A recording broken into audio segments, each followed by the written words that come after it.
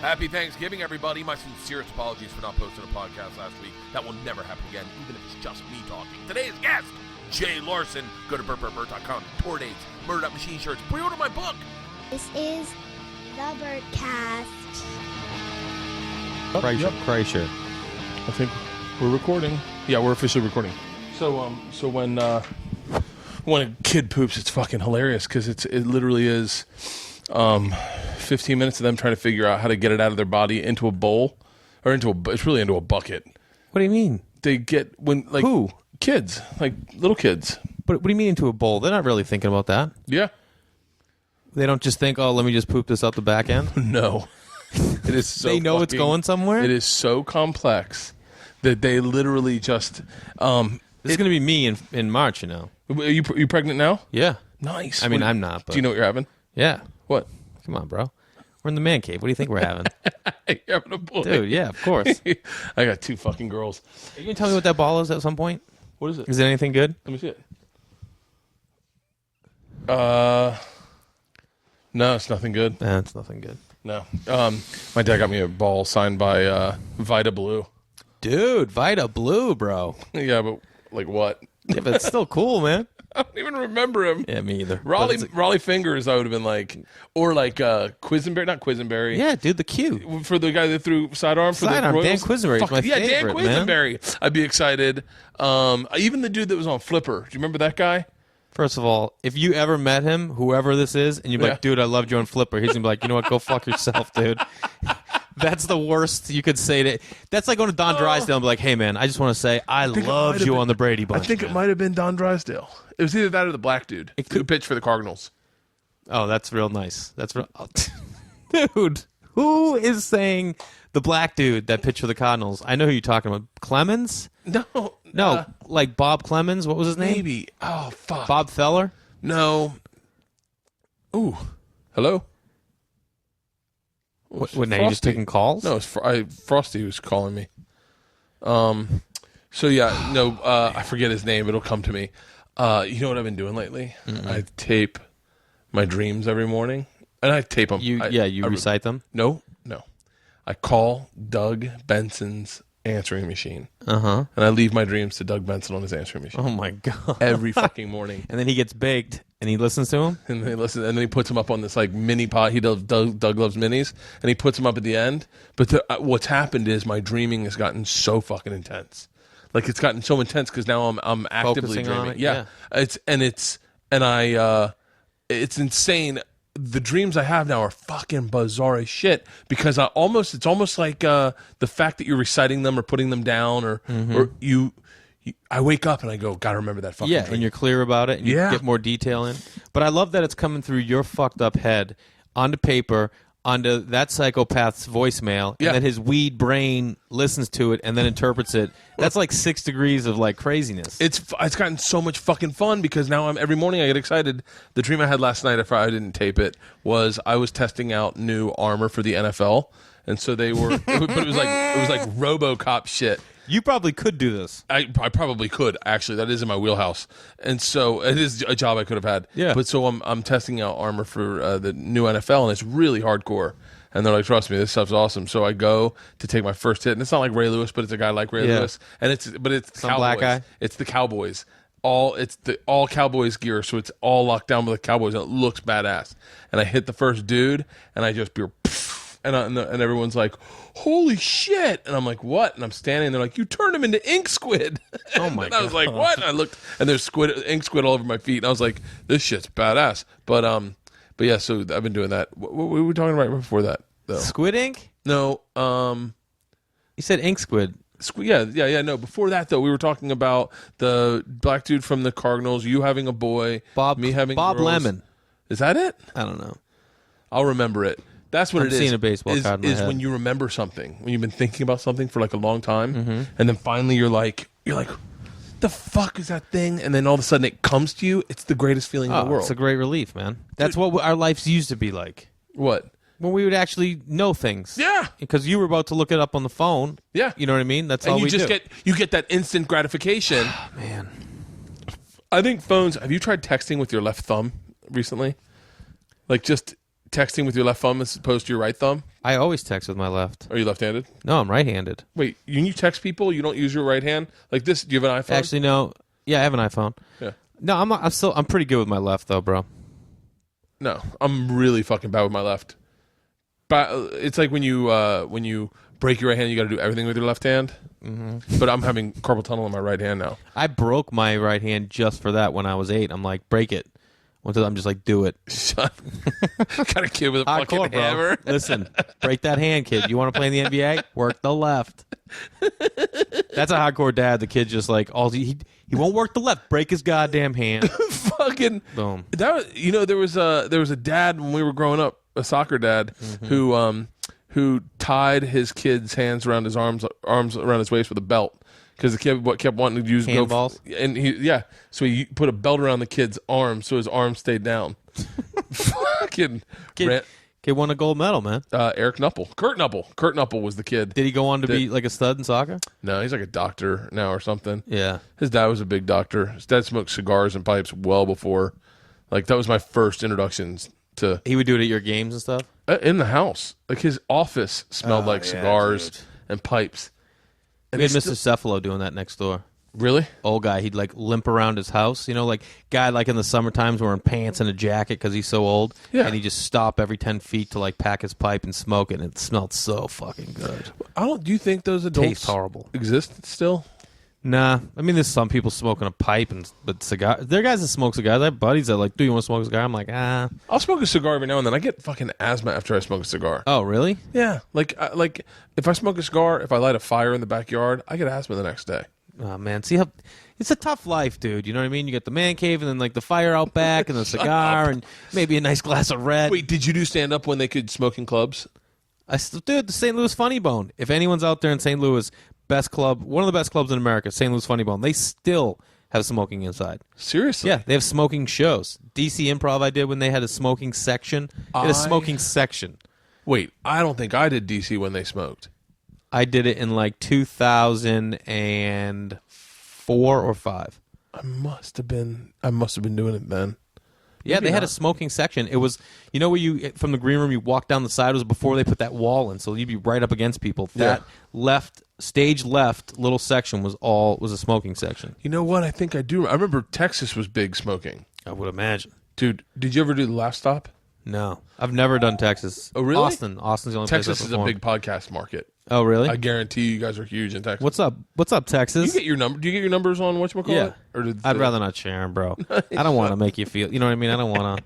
Hey, I get... The most emails I get is about Fuck the Crab Feast. Really? Oh, yeah. Still. Well, I mean, we had a great episode with you, man. It's a really good episode. And we didn't even fucking gossip. We just talked. That's all. I mean, what else? And why would we gossip? Everyone always hits us up and is like, when are we going to get Sickler and Kreischer on and Pete Holmes? They all want to get the three of you guys together. It's because with those laughs, I won't talk about it. My laugh's been fucking, I'm becoming self-conscious of my laugh.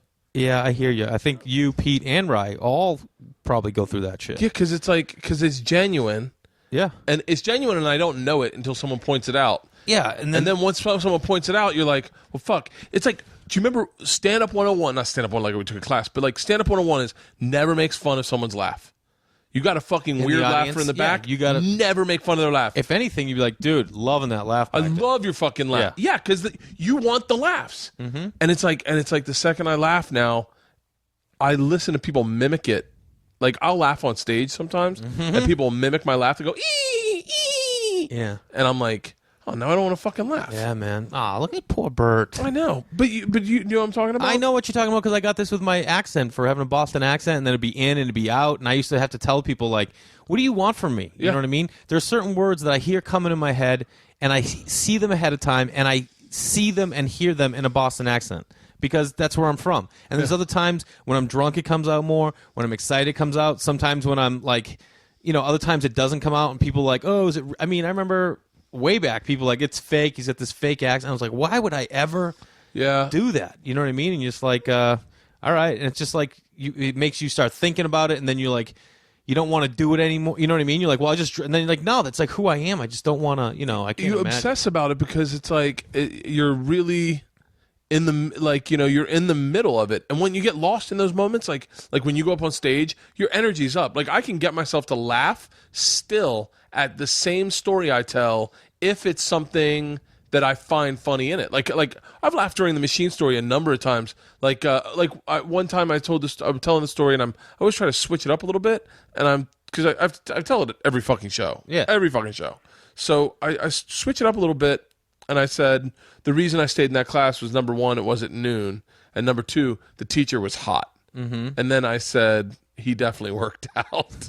and I started laughing just at that. Yeah. But I started laughing fucking hysterically.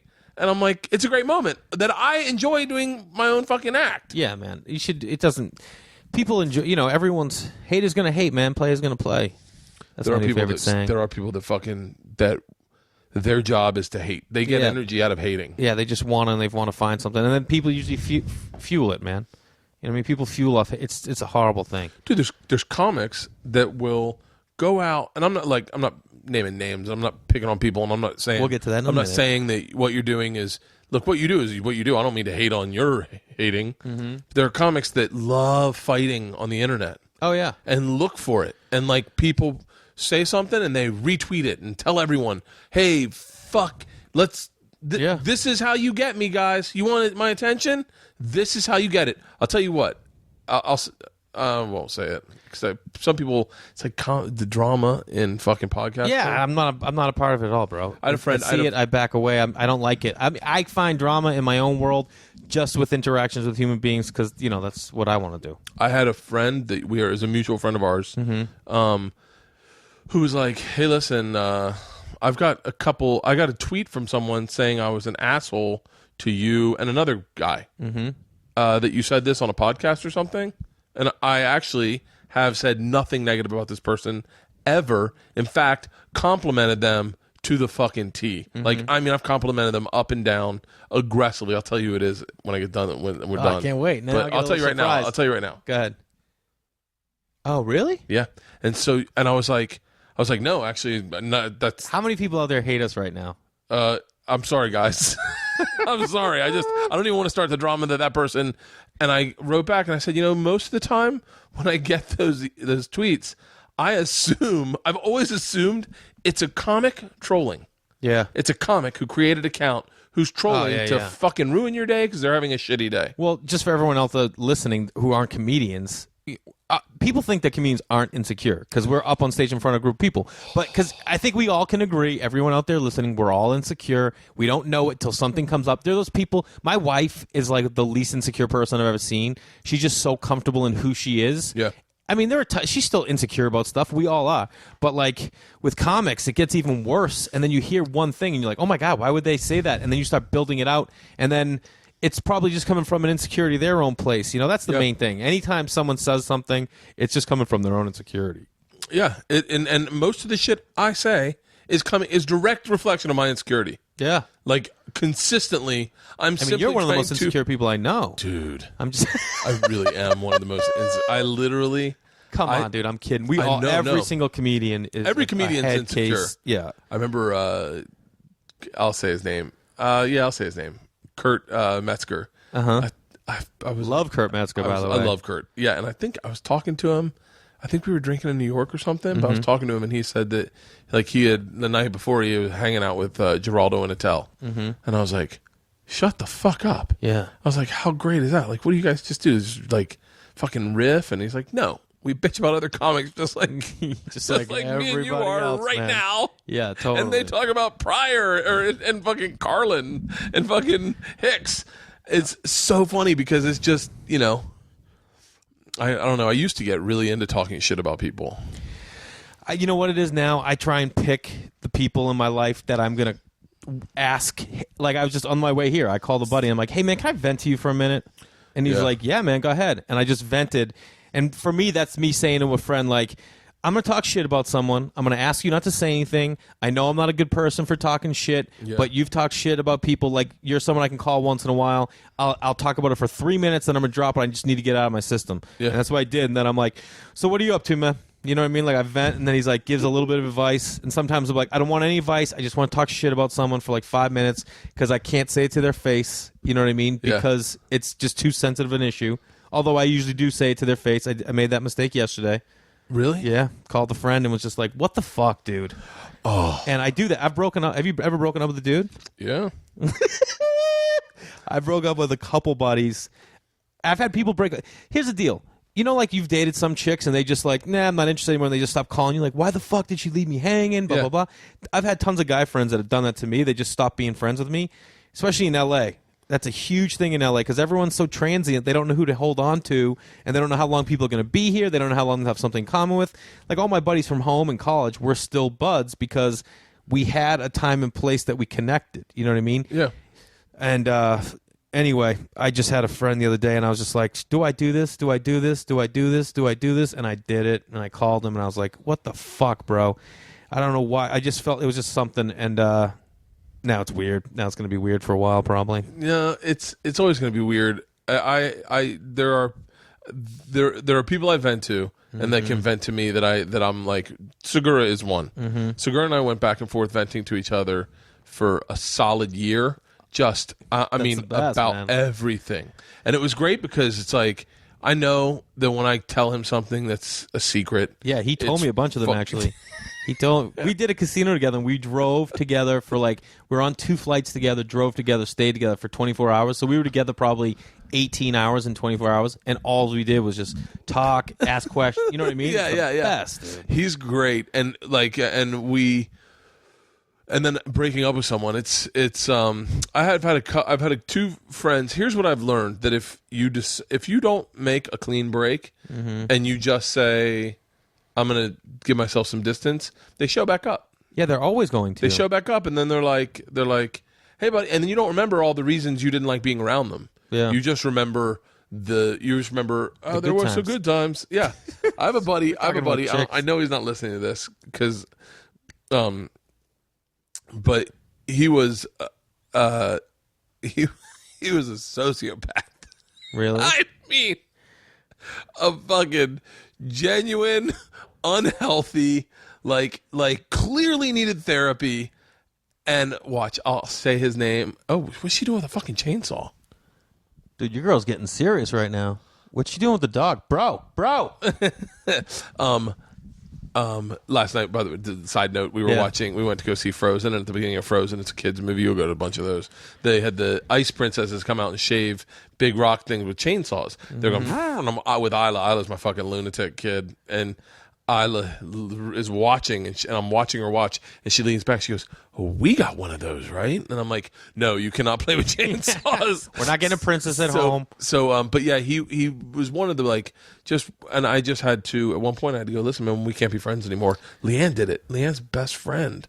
She broke up with her and was like, you're unhealthy, you're toxic, you try to ruin everything in my life so that your life, like you have friends that it's all, that they're like fucking vampires. They suck the life out of you. You have to be a heads up on it of people that just, I call them takers. People who just take, they're always asking you for shit, but they're never offering anything. Either they don't have to be giving you stuff, Holy but are they shit, offering you anything positive? Are they bringing anything positive to your life? Are they introducing you to anything new? Whether it be music, TV shows, books, new people, food recipes. You know what I mean? To give me something to make me a better person or more interesting or more full. That's all I'm asking for. Or so that I don't have a phone call from you and I always feel like I'm just going, yeah, right, yeah, cool, right, yeah. right. This fucking, oh my God, I know exactly what you're fucking talking about. I know we're going to have some friends that are, you know what I mean? Like, you're going to have some friends that just fit into a time and place in your life, and you're going to have friends that, like, you have something you connect on, you know what I mean? And that's going to be the thing you guys always talk about. And then you're going to be lucky, and you're going to have those, like, 2 to 4 or 5 close friends that will always be introduced. Like, my buddy from college, we've all continued to grow separate of each other, you know what I mean? So every time I talk to him, he has something interesting to offer, I have something interesting to offer. We're both searching for things constantly, you know? Yeah. I have a really good friend, like a really, really good friend that I've known since I was a kid. His name's Obi. And we've always that was my Aunt Lil's dog, man. Really? Obi. Obi's an interesting dude. He's a really interesting I bet dude. he is with that name. But he decided that would be his nickname in 9th grade. Shut up. He he decided, start calling me Obi. I went, Dude, really? That's tight. He goes, yeah, a lot of guys have been doing it, and I kind of like it. I went, okay. And then we tried to make fun of it. We're like, okay, Obi. Yeah. And we're like, that's a tampon, right? And he's like, don't care. Keep going. Boom. So we call him Obi. We've called him Obi for the rest of fucking since then. He's a fascinating guy. He moved out to L.A. to become an actor and just ended up smoking weed and fucking living on a friend's couch. Mm-hmm. And then drew up a few business plans at the time that involved me paying him to... I love it. That's the best business plan. Oh, he brought me to lunch. He goes, let's go to lunch. And I was like, okay. And I'm making my head. I'm like, I'm totally paying for lunch. And he's like, so I came up with an idea. Why don't you give me $1,500 a month and I'll get you up and running. And I was like, I'm pretty up and running. And he's like, no, but I could use the money and you've got the money. So dude, I was like, are you out of your fucking mind? He was like, think about it. Don't just say it. Kind of a genius business plan. Yeah. If he pulls that off, you're like one of the most successful men in business. Dude, in hindsight, the money's gone. I never had that. That money was just torn through one way or another. Yeah, sure. I should have given it to him. Just cut my fucking losses. And maybe, because he is a smart fucking guy. Yeah. Maybe I could have fucking written a screenplay with him or just kept him afloat. Fuck that. Let him write it. Yeah. I mean, just tell him an idea and he'll fucking write it. Yeah. He's so oblivious too about he's an actor. He lives in he moved to New Orleans because he thought New Orleans would be a better shot for him to get work, and he does. He gets tons of fucking work. He called me the other day. He goes, I'm in a movie with Arnold Schwarzenegger. I said, really? He goes, yeah. I just shot a scene with him yesterday. Man, I like guys that have that balls to just move to a place that's not New York or L.A. to just go for, something in the entertainment world. I just like people who move to interesting places because they're like, yeah, I just got a gut feeling, and they have the confidence to just trust it and don't worry about needing to be in a certain place. I like that. I like it because yesterday I said to Leanne, I was like, I'm really depressed because I'm not going to the clubs anymore. Mm-hmm. Like I just don't go to the clubs because I'm gone so much that when I'm home, if I don't actually hang out at home, I feel like empty when I go back on the road. I bet. And I said, but I'm pissed off that I'm not going to the clubs. I did a spot. You might have been there out at the Flappers, and I really love Flappers. Okay. I've been going to the Ice House. I love the Ice House. I love the Improv. 3 clubs. I could bang out 3. If I come home for a Wednesday, I could bang out 3 spots. Done. And fucking feel good, see comics, connect. Like I go to do Doug's thing at UCB, mm-hmm. Doug's Loves Movies, and I get done and I feel rejuvenated. I'm like, guys, just hang out with a bunch of comics. For sure. I usually, when I start getting depressed, I'm like, what is it? And I'm like, yeah, dude, you haven't been on stage in 4 days. I'm like, I got to get on stage. And then when I do get on stage, it's for like a weekend. And I'm like, and I work out a lot in my weekends. Like I write a lot. But still, it's like, there's a fine line between, fucking working in the business and then just working and being a guy that does casinos, but not spots, Mm-hmm. I don't want to be that guy who's just Cruise ships, bro. It's just a Cruise paycheck. Ships. I know, though. I mean, I have certain things. I'm like, if it gets to that, I'm out. Like, it's just I'm out. I can't. I always think about my second act. Like, 'cause I'm still in my first act right now. Yeah. But Dane right now is working on his second act in life. Like, you think he's only on his second act? Maybe. So, yeah, probably. Yeah. Yeah, because he had the huge rush, the money, all the fame, and I would say was semi like a huge backlash. Mm-hmm. So now maybe he's on his third act because he did have a second act. He's on his third act, dude. I mean, because he had the comedy boom, then he had a movie boom, then he had like a ton of backlash, then he like reinvented himself. You know what I mean? He's still. I mean, I don't know. Bill Burr's on his second act. Yeah. Bill Burr, I think, had his first act, which was like all the growth and getting to like sitcom, like getting sitcoms, getting the spots, getting whatever he wanted. Then he fucking went, no, not what I want. I want to go to the clubs in New York. I want to fucking work on the craft. Yeah. And I think he changed his speed.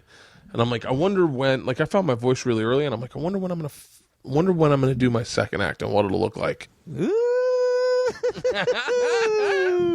I'm still in my first act, but I like where it's going. I'm in my first act. I like my first act. If I just have one act, I'm actually kind of cool with it. Yeah. Like just a solid act. Your second act doesn't have to be... This is another thing I appreciate about people. I like people who take risks. You ever met someone who's like, Yeah, I was just a lawyer for 20 years, and then I just decided, you know what, I can't do this. Dimitri Martin. And now I'm a school teacher. Yeah, Dimitri Martin. Why? What was Dimitri? He was in law school. He was engaged to a girl that was in med school. Mm-hmm. He was in law school. He had done like 2 years and just was not happy. He should have stuck with it. And he fucking pulled out. I'm just kidding. It was so funny. There was something on the internet the other day about him. They were like, "Can you believe Dimitri Martin's 40?" I was like, "Yeah, totally." Yeah, man, I thought he's been 40 for a while, no? Yeah. I almost want to say he's 41. Yeah. That haircut's not kidding anybody. I just like people that just uproot their lives and like, you know what, I'm gonna become a chef. Yeah. Like, you're 35. I'm like, I'm just gonna go for it. I just think so much. We get so wrapped up in the world of being like, the capitalistic world, and you got to pay bills, and you got to pay for this, and you got to pay for this. That people don't take time to just be like, what do I want? Yeah. And then just go for it, dude. It's like there are dudes getting out of prison that are 35 going, time to start life. Yeah, man. I saw that. Have you seen the Central Park 5? No. Dude, it's amazing. It's a Ken Burns documentary about those 5 kids. You said that's all you need to say. Ken Burns, bro. Did you remember the 5 kids that went wild in Central Park and raped the jogger? Yeah. It was like big in like 87, I think. Mm-hmm. Maybe 85. Okay. It was like a big deal. 5 kids kind of went on a wild spree. They fucked. But it was like 40 kids, but they found the 5 that pulled this jogger, this young stockbroker, lawyer, whatever, girl that was jogging on the Upper East Side, pulled her into some bushes, raped her, and left her for dead. Then they found them. All the kids admitted it, sent them to prison. Yeah. And then retrial, and they're like, it's not these kids. Really? Never was these kids. Why the hell did they admit it? It's coercion. They coerced confessions out of these kids. They can coerce them because they were like, listen, they had them there for like fucking 16 hours. And they're like, listen, just admit that you were there. You don't have to say you fucked her. Just admit you were there and you can go home. And these kids were like, yeah, I was there. But like none of them said, yeah, I fucked her. None of them did. They were like, yeah, I was there. It was him. It was him. It was him. And they all testified it was another guy. Mm-hmm. And they're like, you got to say you did some more than that. And the kids would be like, okay, I like touched her tit, but I didn't hold her down or anything. And like thinking they just get out of it. And so they did this documentary. I saw it on Amazon the other day.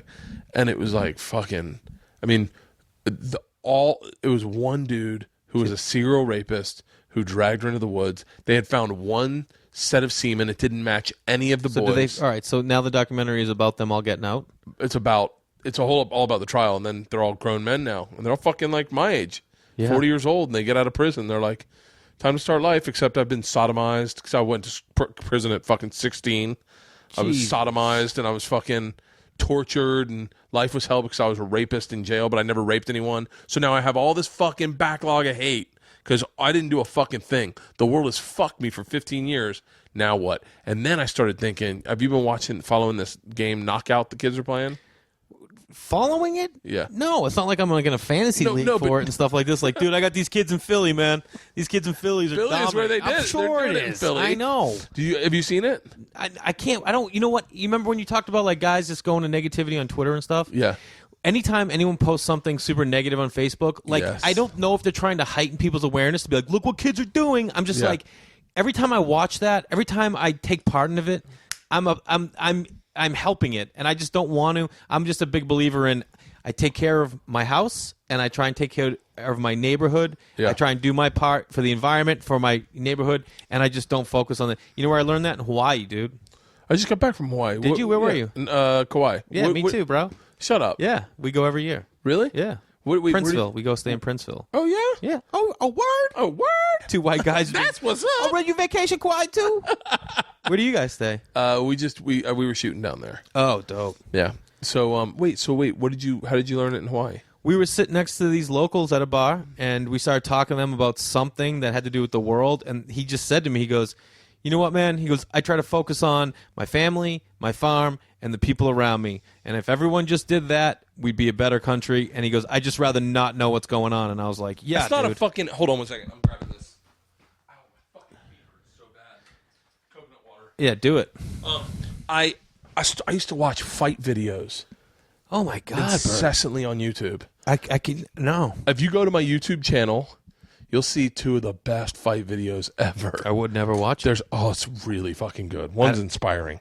But one's... One is, wait, I'll tell you the name only because it's the best fight I've ever seen in my life. It's just a good fight. It's between two dudes. Is there any righteousness to it at all? There's two dudes.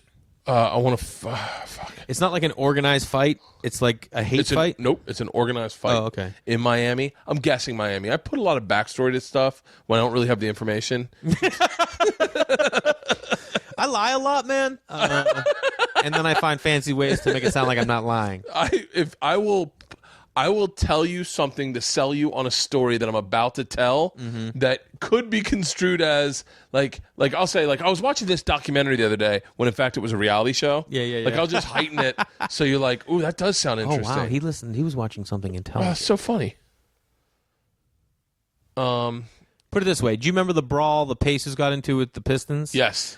When they kept re-showing that, and I was at restaurants, I couldn't watch it, I would leave. Are you serious? I remember being at what's that sushi place? Katana next to the Comedy Store. Yeah. With this girl I was dating at the time, and it came on, and I'm like, this makes me so upset just to see it. You're watching anger. You're watching and I can't do it. You know. I was a big fan of Kimbo Slice. By the way, if anyone has a contact with Kimbo Slice, I'd love to have him on the podcast. Yeah, that dude's legit. He's a big dude. But I hear what you're saying. Go ahead. I was a big fan of Kimbo Slice well before anyone knew who he was. Yeah. Because I was watching Kimbo Slice like... You were into that backyard video kind of stuff? Backyard fighting, man. I watched all of them, and I couldn't get enough of them.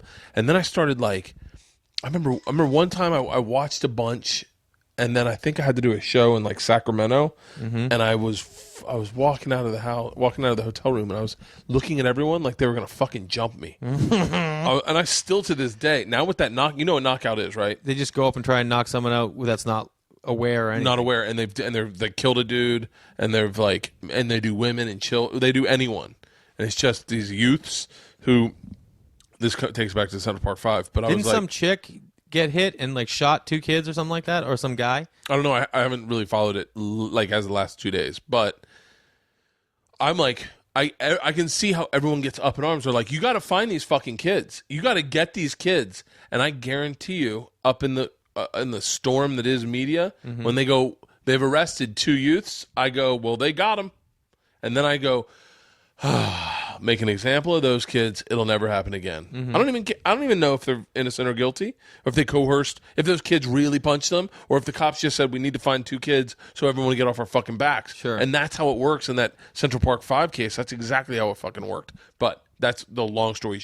Back to get it around what you were talking about is, yes, I do believe if you watch negativity, you will, like, epic fail videos. Dude, yeah, but let me ask you this, and I don't want to get into this huge thing, but have you ever seen What the Bleep Do We Know? Have you ever seen that? No. It's a really cool, it's a documentary. I just saw it on Amazon last night. Watch it, dude. Really? It's badass. Anyway, there was this one doctor, and he did this study, a professor in college, and he took 3 jars of water, okay, and he put them outside his door to his classroom, and he put each water underneath a microscope and photographed it, right? Then he put a label on one that said, fuck you, one said, I hate you, and one said, I love you. Yeah. Okay? And after a week of being out in that hallway, he then photographed each water, like molecules under a microscope, and the I hate you and fuck you, or whatever, I can't remember exactly what 3 all were like yellow and brown and tarred, and the one that was I love you was like blue crystallized and stuff like that. Really? So it was like not just the idea of actually speaking, but the idea of thinking towards that thing. Like, you know, you're thinking the energy that your body, you know, as human, whatever. I know people are going to start getting weirded out, but I do believe like, you know, you have more power than you know what I mean? The more that you're able to put out that people don't even understand, you know, like there's little bits of negativity that we don't even know that we're putting out. That's why I pick friends to vent, so I can try and get it out of my body. Although I flip off a lot of people driving, and that's I flipped off a dude for the first time in a long time today. Today I was totally at fault. I was at a green light, and he was at a green light, and but it had been red, and it turned green, and he was going to take a left, and I was going to take a left. So we're both waiting for the other person to take a left, but I was texting, and I was like literally, and then I looked up, and it was green, and he's like waiting for me to either go straight and he knows I'm texting, so he doesn't want to go. It's totally my fault. And then I fucking realize it, and I go left, and he does like this serious, like, seriously? Yeah. You were fucking texting? And then I live with I flicked him off. I had my phone in my hand, so I was like, fuck you. But I'm so close in this neighborhood with so many people that I'm like, oh, I guarantee you he fucking knows me. Yeah, I'm sure he does. which makes it even better. Oh, dude, you can't. I flipped a guy off today on the on-ramp trying to get on the 405 from the 10, and it was like a merge, you know? And what's the proper way to merge? To the left? Every other. Yeah, every other, right? So it was my turn, so I'm going, but he's still like way up on me, and I'm like, I look in my side view, like, what are you doing? And I pull up, and he just gives like one of those hands up, like, what the fuck's your problem? So I gave him the bird in the rear side view because I'm so mad. I'm like, can't you just see that the person in front of you just went? So now it would be me, then you, then the guy behind. That's just the order. Yeah, people don't know those rules. Fucking douche. And so then I'm like up the 405 like another 10 minutes, and coincidentally, Thune had FaceTime me, Nick Thune. Yeah. And so I'm FaceTiming with him. I'm just holding it out. I'm driving, and I know it's not right. And then who's on my right? The car? Yeah, that guy's on my right, and he goes, "Get off the phone, you fucking asshole!" And I was like, "I gotta go." And you're Nick. FaceTiming. FaceTiming, dude. You're texting. I'm you know, FaceTiming. like you're kind of. No, You're full blown video chatting. And just happened to be watching a movie in my DVD player, like. On my laptop, which is on the dash. I always like Nick Thune. I always get a great. kick out of that guy. Yeah. He doesn't have a lot of negative energy. No, and Nick, when he does, Nick is like me. We look for shit and we look for people to scrap, just verbally. Yeah. Find things and jaw at people, you know, just because we're like instigators. But he's a pretty positive guy, and he stays on the right track. That's who I call the vent. I'll call him and vent, and he'll listen, and then he'll vent with me sometimes. Oh, yeah. Segura's mine. Segura. We all have a Segura. I talk to the Full Charge on the road a lot about. Oh, that's perfect. Well, fucking, I get a kick out of that guy so much. He's got this Maddie has this like Zen, like, hey man, everything's gonna be fine way about him, you know? Yeah. Yeah. I wanted to go back to that fucking energy thing. Mm-hmm. So I had a joke a long time ago. If I ever have twins, I'm going to name one Bert and the other one Bert, and just see. How was school today, Bert? It was awesome, Dad. How about you, Bert? Had to go to the office again. Yeah, so right. I got a cold. So I never told that joke 'cause it's that good. But I was saying to people a lot, like people would always go, "How you doing?" And I'd always go, tired. You know, because I was working a lot. Yeah. And then I was like, I'm tired because I'm working a lot, but I'm really happy that I'm working a lot. Yeah. So I'm going to change that to like fucking great. There's a dude in my neighborhood, Paul, who stud, looks like he's straight out of Sons of Anarchy, rides his bike, takes his kid to school every single fucking day, always smiling. Mm-hmm. And when you ask him, hey, how's it going today? He's like, beautiful day. Like just the best energy. Every time you see him, you smile. Yeah. No one ever sees him like, the fuck's this guy's deal? Yeah, well, you know what that guy's doing? That's hard. It's like he's working to do that. You know what I mean? He works hard to stay positive. People don't get that. I'm sure he's got his down days, but he probably finds people to vent to. One of my least favorite sayings of all time, bro. Same shit, different day, man. That's the worst thing you could ever say. Same shit. How pathetic is your life that your day is full of shit and you're living it every day? Oh yeah. You can find something more creative to say, like, dude, everything, you know, you can find anything, but you don't have to, like, let someone know that, you know, if you're not having a good day. Like today, my buddy texted me, and he just goes, retweet my last tweet, bro. Right? And I go, it's funny, man, you put a question mark on the end of that, but it didn't sound like a question. And he goes, what's with you? And I go, sorry, man, I'm just getting pulled at all angles today. What do you need? And he goes, what's up? What can I do to help? You know? Yeah. And it's like any other day, I just would have been like, got it, man. You know what I mean? Yeah. And he's got a show in Boston. So, but it was like one of those days I'm like, dude, fucking, I need a break right now. I'm getting pulled by like 4 different people today, and I need you. And then boom, same thing. He's like, dude, just take it, you know, and then, you know. Do you ever feel like you retweet a lot of people's stuff that's going on for them, and then no one ever retweets you? Yeah. I feel like that all the time. Not just with retweets, though, with everything. This is another thing that happened to me today. That was someone else. It was another incident where they were making a joke on social media about something I should thank them about, when in actuality, they were kidding around because I'm the one that got them the job that they had. Yeah. And I was like, dude, have you lost your fucking mind? And then they basically recorrected it because they realized that I was pissed, you know? Yeah, I feel like I always retweet people like say someone gets a TV show. Mm-hmm. Anyone. You support it. I barely even know the person. I retweet it. Yeah. Because I go, but let that guy be successful. Yeah. Let more people be. There's no problem with more success in this business for us. I mean, I have a problem when you see, a guy that maybe doesn't do comedy and he all of a sudden is doing theaters, and then you're like, okay, but any comic. That's not what you're like. You're like, fuck this idiot. He didn't go through the shit. I'm not that bad. Like, I do think that there is a group of guys that are maybe not comedians but famous that do stand up, and I think it's good for everyone because they do get people that would not normally go see comedy into the clubs. Sure. But I do. I don't care to root for them in their careers. Like I root for comics. Yeah. Like I root when Bobby Kelly and Sherrod did a show for Travel Channel. I fucking retweeted the shit out of that. Sam Brown tweeted me last night, and she's a friend of mine, and I tweeted, she's like, hey, would you mind telling people about my show? It's on tonight. Of course. Fucking Adam, like any dude who I see doing something like Simon Rex.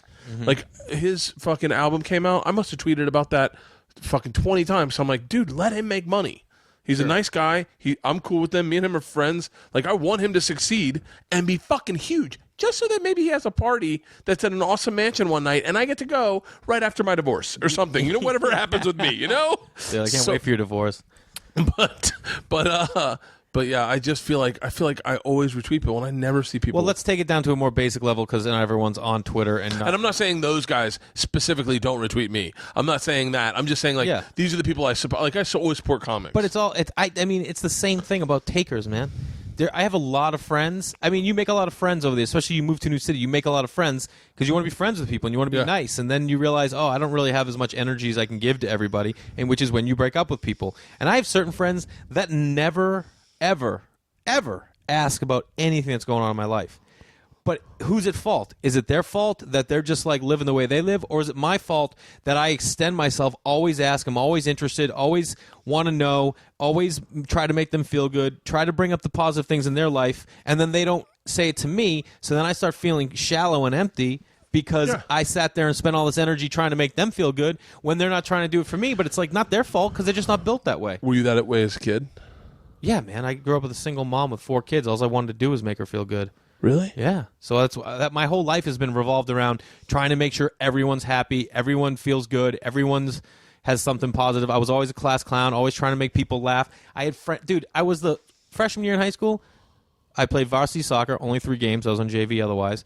Played baseball, president of my class, on the student government, still in Boy Scouts, and I was in the marching band. I was in marching band all 4 years. I used to hang out with the biggest geek in school, and I had the best looking girl in the entire high school. And that's not a joke, dude. I'm not bragging. She was phenomenal. She was beautiful. She still is.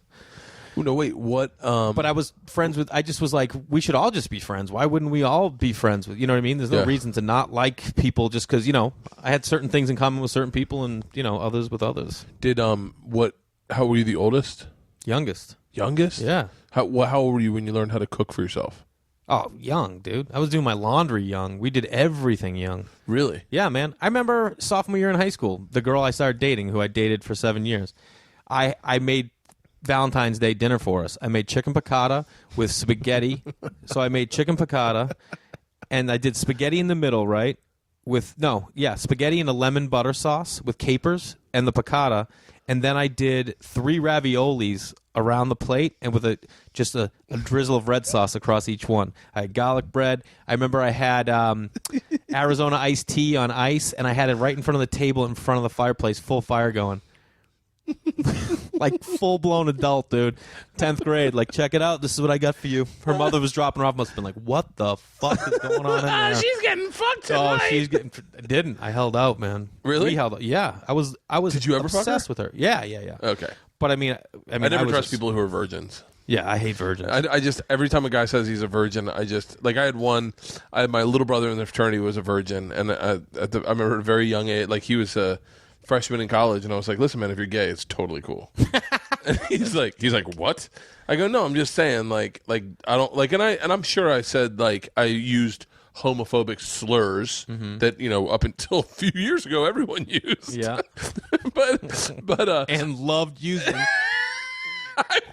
I wish that we had never jumped that shark. Man. But you know, but I'm respectful of Todd Glass saying it was the one that made me stop saying it. 'Cause he was like, I won't even say that something's gay. Like, that's so gay. I won't even say that. That's definitely one of my top ones. Well, it's funny because I think this is a reason why. By the way, that kid came out of the closet. I saw him in New York. Shut up. Yeah. Did he ever thank you? I saw him in New York at Bryant Park. Yeah. I'm walking out of Sharp Entertainment. I was like just done the first season of Bert the Conqueror, and I'm walking on the street, and I see him, and he sees me, and I recognize him right away. I'm like, whatever your name is, TC. And he was like, froze. I was like, hey, man. He's like, hi. I was like, what's up? He's like, nothing. And then I'm like, are you living in New York? And he's like, I'm gay. And I was like, what? And I realized a Puerto Rican dude has his hand in his back pocket. I'm like, oh, fuck, yes. I was so excited for him because at that time I was definitely very open-minded. I was open-minded probably in college, but not like super open-minded. If he had told me he was gay, I probably would have told everybody. Yeah. You know, but see, that's the thing, that when we get someone close to us that is willing to open up and like, put it this way, my niece has microcephaly, which means she's never going to walk. She'll probably never talk. She can't feed herself. You know what I mean? So the word retarded does not exist in my vocabulary anymore. Like, I never realized how bad it is. And when I hear people say it, I'm like, oof, man, you shouldn't say that word. There are people that are like, you have no idea what it's like for people that have a child that's mentally challenged. I mean, whoa, dude. Yeah. I mean, you have 2 kids. Imagine and guess what? Those parents will have that their entire life. Their entire life they'll have to deal with that. And it's like, there was a comedian the other day, another taker, and we were IMing on Facebook, and she said, like, we were going back and forth, and we had both done this project, and you know, they gave it to a bunch of comedians, and this person's actually didn't end up working out. You know, it just took too long. And I was asking, she had told me about it, and I was asking back about it. So we talked maybe 10 minutes via IM all about her and her project and what was going on. And it was time I had to get going. I'm like, all right, I got to go. And she goes, well, wait a minute, what's going on with you? And I just told her, like, what was up in my life, you know, and what's up in my career, my personal life. And she's like, oh, my God, congratulations. And I was like, oh, thanks. And she goes, no, I sincerely mean it. I'm rooting for you. And then she goes, I realize I'm so embarrassed how much of a faggot I sound like by saying that. And I just wrote back, you should be more embarrassed by the fact that you just said the F word. And then she wrote back, like, oh, is this weird now? Is this awkward? You know, like, I always make things, you know, and I was just like, you know, and I'm going to be honest, I love that word. I love that word, but my brother's gay, and I have another comedian friend who came up with a great joke for that word, and like a whole thing about how he misses that word and all this. And he asked me, he's like, "Hey man, is faggot like off limits?" And I'm like, "Dude, I'm pretty sure it is, bro." And he goes, "Will you ask your brother?" And I asked my brother. My brother was like, "Yeah, man, we don't really use that word. Like, we hate that word." He goes, like, we're never going to like use it like the N word, like black guys will call each other my, you know, N word. And he goes, yeah, that word's pretty off limits. And I was like, all right, man. And I said, yeah, dude, you can't use it. He goes, God, it's such a great joke. I'm like, yeah, it's pretty funny. Oh, dude, I've got fucking 3 really great jokes with the N word in it. I've got one joke with the N word in it. I had one joke that I've told on stage that the word was used. It's the story of me fighting a black guy. I love that story. Was that when you never fight a Puerto Rican at dusk? No. Yeah, same story, but that's not the joke. The joke was at one point the guy, and I only told it like at the very, very beginning of, you know, it's the truth. Tell me, because I was in with you. Remember we did Miami together? Yeah. That joke, man, killed me every single night. The joke was at one point he stopped kicking my ass, and it's silent, and he's just staring at me. He's like, say it. And I go, what? And he goes, you know you're thinking it. Say it. Say it. Call me the N word. And but I wouldn't, you know, at the time I don't think it was as volatile as it is now. You could have used it in a story this, but 10 years ago, you could have used it in a story to elicit. Now you couldn't even use it in a story. You can't. I mean, you could. There's no fucking rules. There's comics. Louis C.K. does it. There's no rules. I'm just saying I would have seen it more accessible then. I don't see it accessible now, and I'm glad I never really told it. That's a choice for you, too. It's my choice. It's my fucking choice. Yeah. I don't even want to be associated with the word. Like, and so, and he said, say it. And I was like, and then the joke I had was like, don't worry, I will. Not now, but later. Like, it will be said. Yeah. Don't worry. But and then there's one that's the best fucking story ever that's ever happened to me ever. that involves the word, and it's too bad because the word ruins the story, but the word defines the story, and you can't tell. I'll tell you off. I'll tell you off. Well, there's certain stories. I always say it to my wife. I'm like, I forgot we're around civilians. Like when we're around comedians, we can pretty much say anything we want. And when you get around some diehard comedy fans that come up after show, those are my favorite fans, by the way. You ever have that? They don't even have to be a fan of mine that are just comedy fans, and they're like, yeah, man, I saw you perform with Jeselnik at Pianos back in 2007 because I used to really follow, and I'd be like, oh, dude, you're hardcore, huh? Yeah. And then I know at that point, I can bring up any comedian. I can say to the kid, like, oh, dude, man, I wish I could bang your mom. You know, you could say anything. Yeah. But, you know, that's the beauty of, like, but there's some jokes. I have a joke that I did with a friend that was the funniest thing I've ever seen. I'll tell you later, too.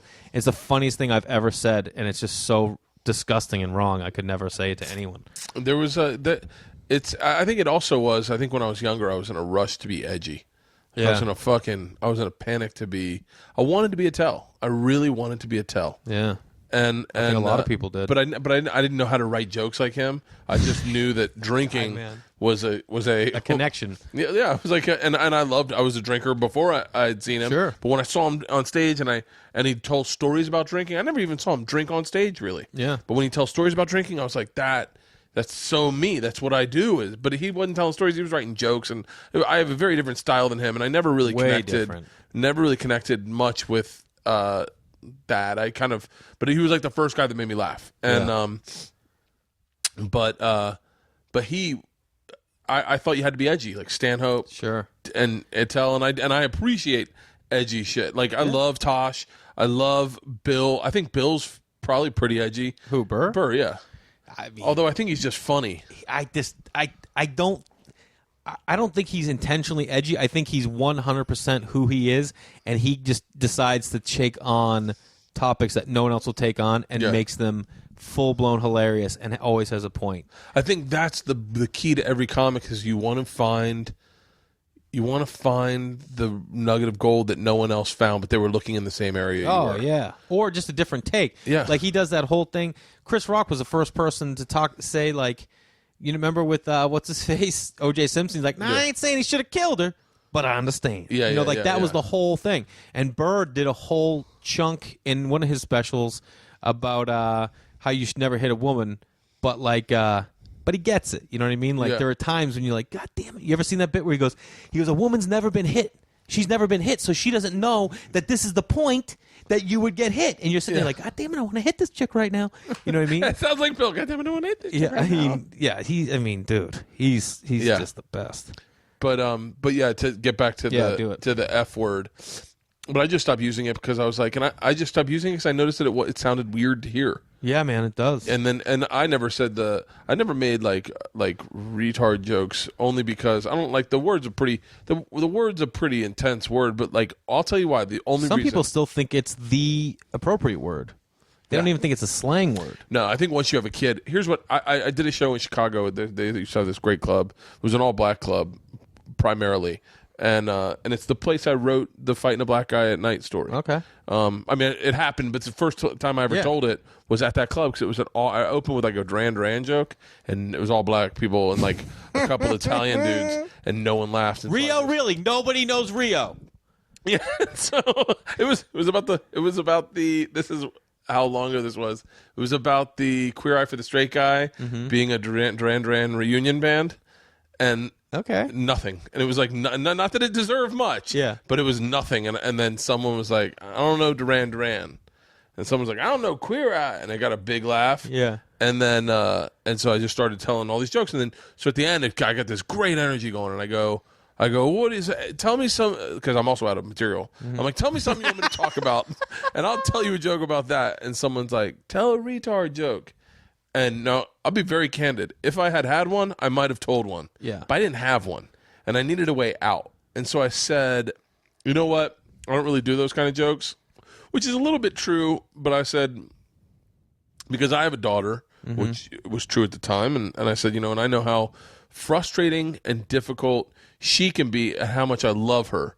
And I can't imagine how much you have to go through if you had a child with special needs. And for me to come up, and you get your 1-2 2-hour break from the night, and you're going to go and relax. And for me to make fun of the thing that causes you a lot of stress and a lot of joy and a lot of, if for me to make fun of that, I just feel like a horrible human being. Yeah. And everyone cheered, some people booed, and I get off stage that night, and this hot-ass chick comes up. She's like, you, I don't know what accent I'm doing right now, but you got so close to getting fucking killed. My husband, you got to talk to my husband. And I go over, and this big fucking hulking Italian guy with hands that were like fucking kielbasa, like fingers like kielbasas. And he comes over and he grabs me. He goes, I got a fucking special needs kid. I'm having a real fucking hard time with it. I'm having a real hard time because I wonder if it's something wrong with me or if it's something wrong with, like, I don't even know if I want to have another fucking kid. But let me tell you something. You made me feel normal tonight. And he goes, had you fucking told I would have fucking killed you. And I was like, oh, I just got out of an ass beating and got a compliment. And I was like, well, that's kind of a mandate throughout my career. I'll never make that joke. No. But yeah, I know what you're saying. Sometimes I wonder if I'm turning into too much of a pussy. No. Or if I'm just being sensitive to people. Well, that's the thing. You just get older and you decide these are the things I want to talk about. These are the kind of friends I want to have. Yeah. These are the kind of activities I want to do with my life. And these are the kind of things that I want to talk about on stage. And if people don't, eventually, obviously you have an audience, but I'm saying eventually as a comedian, your audience will define itself by your material. Yeah. We used to just do stand-up wherever they would put us and hope to gain fans, Yeah. And then hopefully you're going to, maintain it, and then they'll start following you, and they'll become your fan because of your material. I wonder if I had known my voice better as a younger comic, because I just told whatever fucking joke came to mind and whatever I thought was edgy, and if they didn't like it, fuck them, they didn't get comedy. Yeah. I wonder if I had known more who I was like I do now at a younger age, if I would have gotten more of a fan base of people going, this fucking kid's like, I remember it's like I'd go for whatever I thought was the hard road. Yeah. I almost felt like if you weren't getting a couple complaints, you weren't doing it right. Oh, see, I was the opposite. Really? I went the hard road because I work clean. I work clean the whole time. Clean. I'm still. Yeah, so for me, it was always like, all right, here's the rules. These are my own set rules. Clean, no sex jokes, and no relationship jokes. Those were my rules, okay? Which is tough, dude. Now I do some jokes about my wife and I and stuff like that. Yeah, what are you talking about? Exactly, dude. I was just trying to be like super imaginative and super creative and just wanted to like bend and stretch people's minds. That's what I always wanted to do. You know what I mean? Dude, I totally forgot about how fucking hard you made me laugh on that fucking... Was it Conan? Maybe, yeah. Was it The Late Show? I don't know. I've done them both. Twice each. What's the story? Some kids stole it too. Oh, yeah. Oh, the wrong number story. Yeah, that was Conan, yeah. That wrong number story was so fucking good. Man. Yeah, that was a fun one. God, I totally forgot about that. I think I might have tweeted it. I think you did. Said this is the fucking funniest story I've ever heard. You did. It's we all have that one joke that has gotten us the most, notoriety, credibility, and that's mine. That's such a great fucking joke. Now, what happened? Some kid tried to steal it? He did. Oh, really? He did it. He did my story and videoed it and put it on his Facebook page. And then Brant Tobler hit me up and he's like, yo, oh, dude. yeah, Brant told me about that. Yeah, exact. Brant got way on this. There was a Vegas comic told me, he's like, dude, you remember I opened for you? This kid did your joke. I thought you should know. And Brant's always in Vegas. Brant lived in Vegas for so long. So then Brant was like, yo, man, I heard about this guy. I'm going to talk to him. Brant started giving him shit. Dude, he put the video up, and there was comments on his Facebook page, 250. Everyone being like, you're right. Because I hit him up. I DM'd him, and I go, hey, man, you got to I saw that video. I go, that's my joke. He says my name in the joke. And he goes, yeah, I'm sorry, man. I didn't know. I thought it happened to me. I was stream of consciousness. I just thought it happened to me. So I started telling the story. And I probably saw you do it one time. And it just kind of lived in my head. And I couldn't remember if I did it or you had done it or where it came from. And I just did it. And I was like, well, man, I worked really hard, not just in that situation, but crafting that story. And, that's a real thing that happened to me. Yeah. You can't steal real things that happen to people. And I'm like, so you might want to take that down. I also called him a hack and a piece of shit. Yeah. And he took it down. He's like, no, blah, blah, blah. And then everyone else just just shit on him. And I just told him, like, dude, you're not going to get anywhere taking other people's material. Like, you're going to have to just be original. And he's like, well, I'm a fan. Maybe, like, when you're performing, you come out. And I go, dude, I don't want you to ever watch my comedy again. Yeah. I don't know what else is going to slip in. There are people who I think genuinely believe themselves. Oh, yeah. They buy into whatever. Like, they were talking about Morton Downey Jr.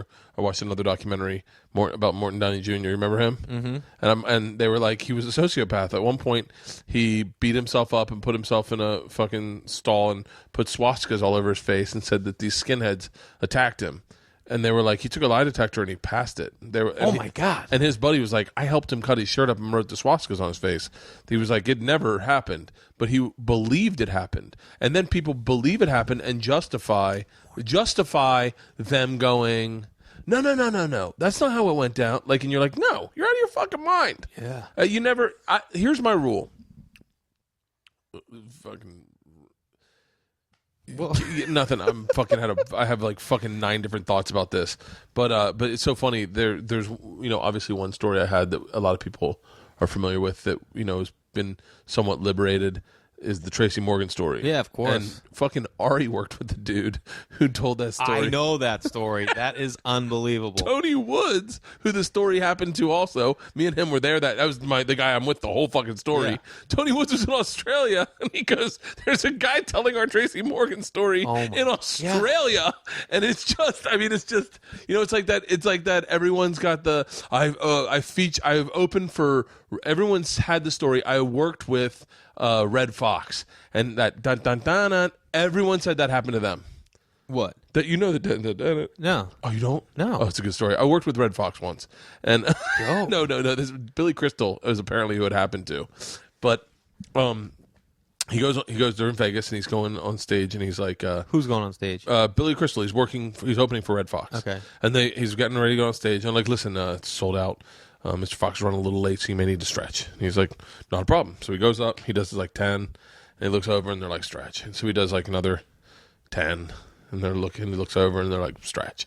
So he does like another 10, and they're not even there to the side of the stage. So he does another fucking 10, and now he's like 45 minutes into hosting, and people are starting to get antsy. Like an hour into hosting, and he looks over, and Red Fox still isn't there. Jesus. And so finally people start fucking getting up and leaving. They're like, fuck this.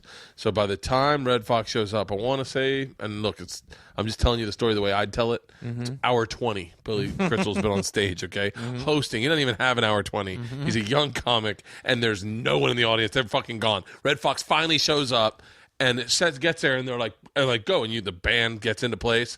And so, so Billy Crystal says, ladies and gentlemen, without further ado, your headliner for this evening, Red Fox. And the band just kicks in. Bum, bum, ba, yeah. Bum, bum, ba, ba, bum, bum, bum, ba, and Red Fox gets out to the mic, grabs the mic, cuts it. Some music goes silent, looks around, he sees 20 people, goes, I ain't performing for no 20 fucking people, and starts walking off, and the band just goes, bum, bum, bum, bum, bum, bum, bum, bum, bum. Oh, my God. But yeah. Tony Woods texted me and he was like, man, some motherfucker's telling our story in Australia. Which makes sense. You think, I live in Australia. I heard a great fucking story. The guy that it happened to is never coming to fucking Australia. And if he does, I'll know. Yeah. I don't know. I've never been. This isn't like Boardwalk Empire where you can just change your name and become a different person.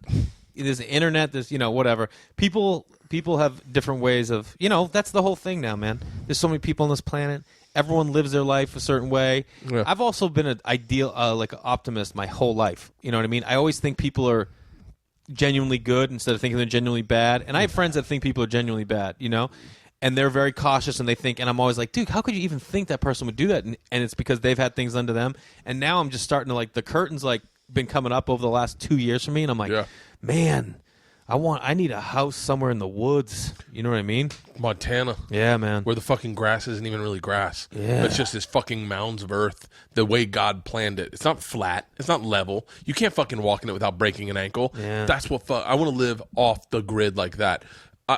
Being an optimist and seeing the best in people sets yourself up to be taken advantage of day in and day out. I know. The second you optimistically look at people and believe the good of them and believe that, they're doing something bad, but they'll fix it. Or they're an alcoholic, they're a drug addict, but they're going to come out of that. It's going to be fine. You just took it to a whole different... I'm saying... I just didn't know, you know what I mean? I just think because I always I just want the world to be a better place, you know? Yeah. That's why, like, my wife thinks I'm crazy because anytime we're out in public, I talk to people all the time. I'm sure you do too. Yeah. And I just try to make people laugh. Like, I'll be in line and I just say something funny and my wife's like, you always got to make people laugh, huh, Jay? And I'm like, we just made their day better. They're feeling better now. What are they going to do? If I get a subject in my head, like I saw the movie Good Hair, and about black chick's hair, and I was obsessed with it. I was obsessed. So you're asking everybody you saw? Every black chick. Every time, hey, can I ask you about your hair? And at one point, we're out to dinner, and this black chick comes up to wait on the table, and Leanne goes, "Oh, if you ask this bitch about her hair, I'm gonna fucking get up and leave." And I'm like, I want to so bad. Like, I get an honest inquisitiveness into me, and I can't shake it. That's Chris Rock's movie, right? It's the greatest fucking movie. Yeah. Every white man should have to see that movie. Chris Rock, man, that was my first 3 influences in comedy was Bill Cosby at 10, Eddie Murphy at 12, and Chris Rock at 21. All black. All black. I didn't know a white comedian. I mean, Johnny Carson was a huge... Yeah. I love Johnny Carson, but... Sam Kinison was the first one I ever fucking laughed at. Wow. I was in the back of the bus with Brian Callahan, David Jermaine, and Eric Knupple. Eric Knupple's brother, Kurt Knupple, had his arm tied around his waist like with a belt. Remember that guy? Yeah. So we're all sitting in the back. We're going to an ice skating event in Florida. Like, they took us ice skating for the day. Fucking a bunch of Florida kids had never seen ice. And Brian Callahan had it on like a Walkman, and we listened to it in the back, or a boombox, and I fucking laughed my dick off. Yeah, man. And then I remember seeing Eddie Murphy but not getting it. Yeah. I didn't get it, but I remember seeing that with my parents, and then I remember seeing it again in college when I also was smoking weed a lot and laughing fucking hysterically and being like, this guy's a genius. But I will say the one that got me into stand-up, no questions asked, was Chris Rock's Bring the Pain. Yeah, that's the first one. I watched that in college. There's 2 movies I watched in college that I watched and then started tape recording, hit pause, and fucking ran out, got a 12-pack of beer, came back, and started it over. Yeah. Train Spotting and and Chris Rock's Bring the Pain. Chris Rock's Bring the Pain was so fucking funny. I went, I mean, we got into Chris Rock big time, man. One of my favorite jokes of all time was when he's talking about, like, how no one respects the dad, they only respect the mother. He's like, all songs about mama, dear mama, mama this. He goes, the only song about daddy was a Rolling Stone. He goes, what's the only thing daddy got? The one thing daddy got, the big piece of chicken. That's what daddy got. And then he goes, one day I ate the big piece of chicken. My mama, she took a pork chop and a wing and she sewed them together. She's like, I'm going to make this big piece of chicken. Dude, that guy's fucking dope. I had a hard time hanging out with Tony and Sherrod when I was young because I was so obsessed with Chris Rock. Really? Yeah, because they like Tony Wood or Tony Rock? Tony Rock. I think Tony Rock is hilarious. Oh yeah, man. Tony Rock's hilarious. Sherrod's hilarious. Both of them. Well, Sherrod's super funny. I used to want to talk about. I mean, I'd get around them, and I'd so badly. It's like, and I never once talked about Chris Rock to either of them. Yeah, either of them ever. I never once brought it up, but I remember wanting them one time to go, man. I was talking to my brother or something, and just be like, what did he say? He's got the answers to everything. And then I hung out with Chris Rock one night. And it was, it wasn't like a letdown, but I remember going like, oh, we don't even have remotely similar career trajectories at all. Yeah. Like what I'm going through, he doesn't have the answers for because he didn't go through it that way. Yeah. And the way I write a joke, he said, we have no connection. Like if we sat down to talk, we wouldn't have much to talk about because he's on such a different fucking level. Yeah. Like I was sitting in the back of the Comedy Store. It's me, him, Roseanne, Andrew Dice Clay, and Louis Anderson. Yeah, it's fucking small group. It's fucking insane. And Chris Rock, I was complaining about not getting enough feature work. And Chris Rock's like, feature work? I was like, yeah. And he goes, you're trying to get feature work? I was like, yeah. He was like, what the fuck are you doing that for, man? Just headline. And I was like, yeah, well, I'm trying. He's like, get the fuck out of here, man. Yeah, and he was like, I never feature once in my life, and I felt like going, okay, that I'm sure that means something, but that does not. I can't just say, guys, I'm not featuring, I'm headlining now. Yeah, because I needed the feature work, and I'm also like, and I have a fucking kid. Maybe I had 2 kids at the time, and I'm like, and I fucking got to provide, and if I don't feature, that means I'm just hanging out at home. which means it looks a lot like not working at all. Yeah. And so I was like, okay. And he was like, what else do you want to talk? No, or something like that. And I was like, nothing. I think I'm good. Like, I don't think we have anything more to talk about. Damn, dude. Like, I'm gonna have to follow my own fucking path on this. I'm sure he didn't listen to anybody. Yeah. No, I mean, that's what I love about dudes who don't. I mean, we all kind of have a thing in the back of our head. And everyone out there who's not a comedian, if you have something in the back of the head, you should just follow it and do it. That's the only thing that makes, I don't know, I just think that's the only thing that makes life worth it. This is the way I look at, like, TV. TV work is, it just lightens your mood for the rest of the year.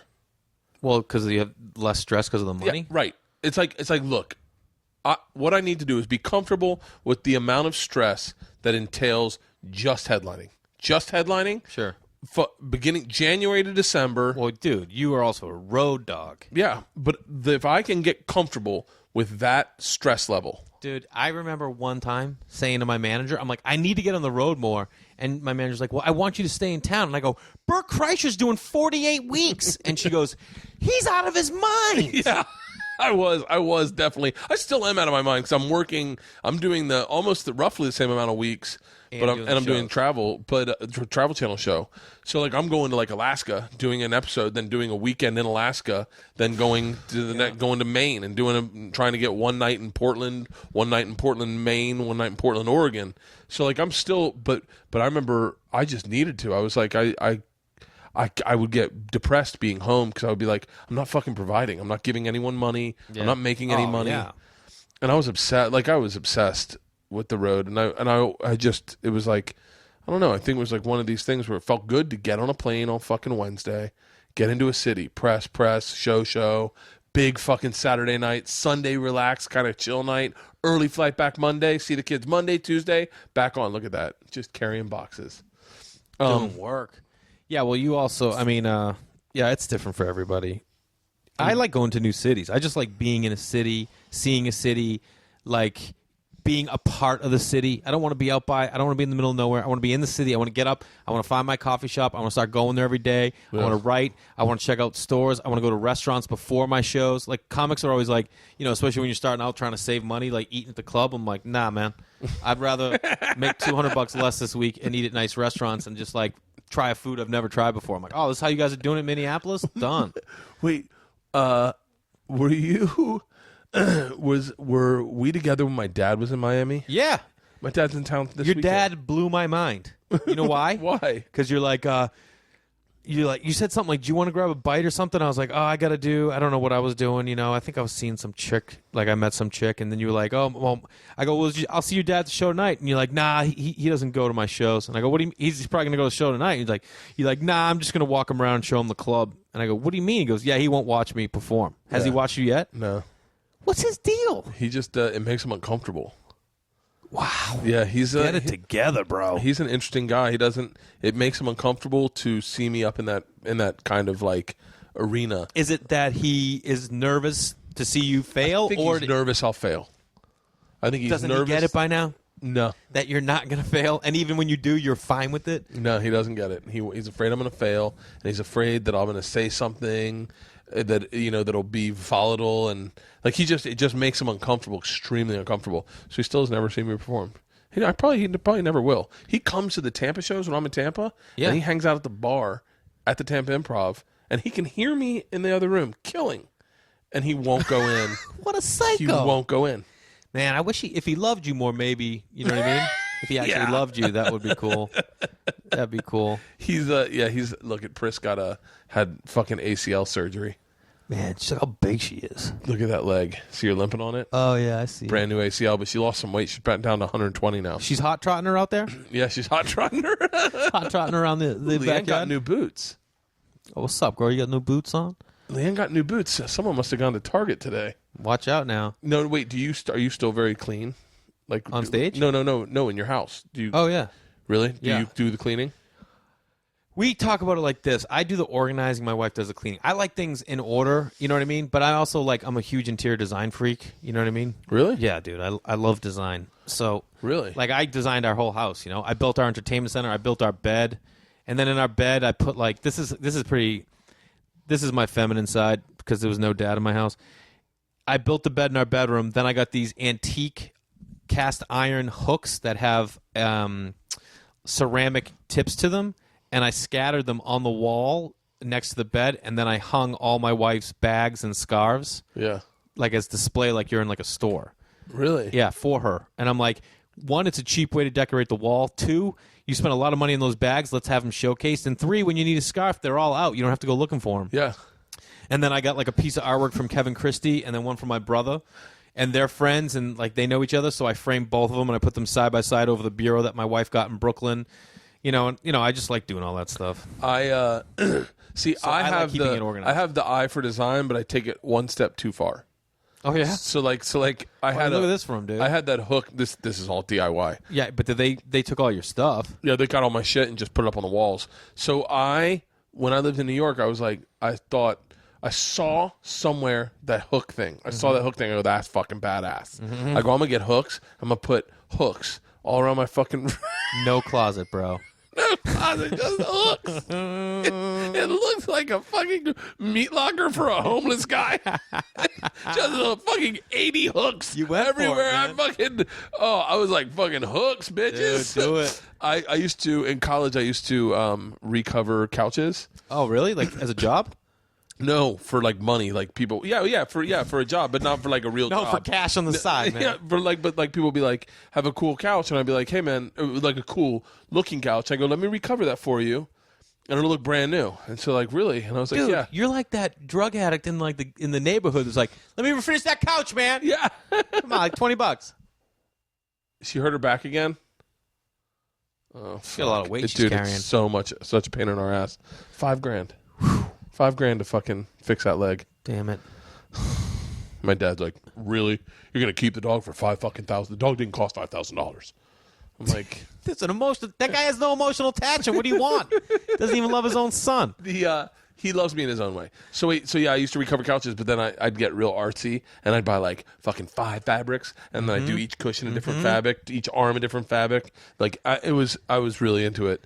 I was like, I can make some real fucking loot. I went overboard when I used to live with my buddy Jordan, and back then I did all decorating, everything, And finally, the day when he decided he had to move out, when you walked in, we had this like little 2-bedroom cottage in Venice, and you walk in, and it was like a little black and white checkered floor that was like the house it was, I don't know, probably 14 by 6 feet was the checkered floor, and then it was all hardwood floor. And I'm like, man, I hate this checkered floor, man. It doesn't flow with the wood. It's all one room. There's no separation. I get what it used to be. It used to be a sunroom. They took the wall down. They never changed the floor. Yeah. I'm like, you know what I'm going to do? I'm going to make my own rug. I'm going to make a rug. And I went to the fabric store, and I got brown, like cowhide type stuff. And like I got 4 different like patterns that were all wood and natural tones to go with the wood. And I staple gunned all of it down. And he came in the house and he slipped, like, because they weren't stapled throughout. They were just stapled on the edge, And he slipped, and he's like, I'm moving out, man. I'm moving out. I'm like, what's the matter, bro? You don't like the rug? He goes, that's not a rug, dude. That is not a rug. I've learned since then. I've never made a rug. In college, we had an apartment, me, my buddy Ozzy, my buddy Clint, and my buddy Mark. Mm-hmm. We got it. This is a fucking badass. I mean, this is like, just is almost like make-believe shit. What year were you at this point? December. First junior year. Your first junior? How many junior years did you have? 4? I had 2 junior years, 2 sophomore years, 1 freshman year, and then 1 senior year. 6 years. I had a couple summers where you didn't know what I was. So is my first junior year. We move into this. We get this. Mark Ringhaver calls us up and says, I got. They had Mark Ringer and this guy JP had this badass fucking house. There was a teacher. There was a history teacher, I think, or a history teacher, and he was selling drugs to the football players, and he was having sex orgies in his house. Jesus. And some of the people were underage. Like 17, like freshmen. Oh, okay. But it was like all the football players that all fucking smoke crack or whatever. Look, Jesus. Mind you, also this is me telling you the story that I remember. Yeah, of course. That happened 20 years ago, probably. Yeah. So, but it's true. I wish I could remember the dude's name, and I'll call. I'll see if I can get the guy's name. But he was a teacher, and he had tenure, and he got caught with drugs and having sex orgies in his house, and they fucking. they were like, "You're gone." He was like, he escaped to Minnesota, took off to Minnesota. I think probably pled innocent, whatever, got some plea deal, probably ratted somebody out that was selling him the drugs, moved to Minnesota, but he had this house that he owned, and he was like, I'll just fucking rent it for $800 a month. So he rented it JP and Ringhaver. They had it, and it was the ultimate party house. It was a big fucking house. Yeah, dude, it was an orgy house. And it was fucking massive. And they used to have insane parties in there. Like, one room's all bars. There was a hot tub inside there. It was like insane. Jesus. So they lived there for like 2 years, and then they call us and they're like, "Hey, you guys want this house?" And we're like, "Fuck yes." We get this house, but by then it had 2 years of these guys trashing it. It was 4 dudes when they lived there. Yeah. They had just been trashing it. But when we got there, it was pretty fucking wrecked, but it was still fucking badass house. We do parties, and the teacher who had the sex orgies and drugs left all his shit in the attic. So we go in the attic and fucking go through his shit, like, and he was a smart guy. So he had like diaries, he had like everything up there. It was insane. I'll never forget. We would like go up there, smoke weed, light fireworks, and just because he had boxes of fireworks, and it was insane. So at one point, we got a pool table, we have a bar, we have a jacuzzi, we have a workout station outside. It's in the woods, so our backyard is just all thick woods. It's all woods. The dogs can go out in the backyard. We got a huge backyard. We have a huge grill out that it's built into the brick. I don't know why it took you 6 years to graduate, man. This is why I had 2 junior years.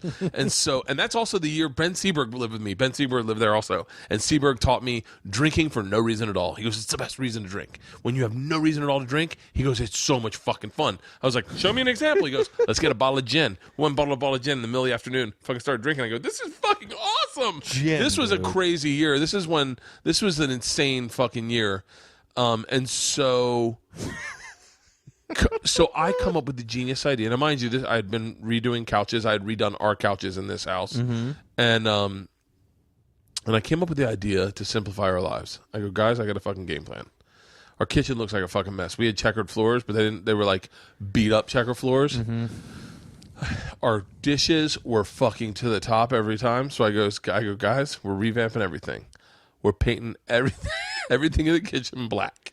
Everything is getting a coat of black paint. Oh my god! And we're throwing out every fucking dish in the house except for 5. What? We're keeping 5 plates, 5 bowls, 5 spoons, 5 forks, 5 knives, and 5 cups, and that's it. What is wrong Everyone with gets you? their plate, and I took the paint and I wrote our initial on our letter for our name on the fucking plate. On the plates, dude?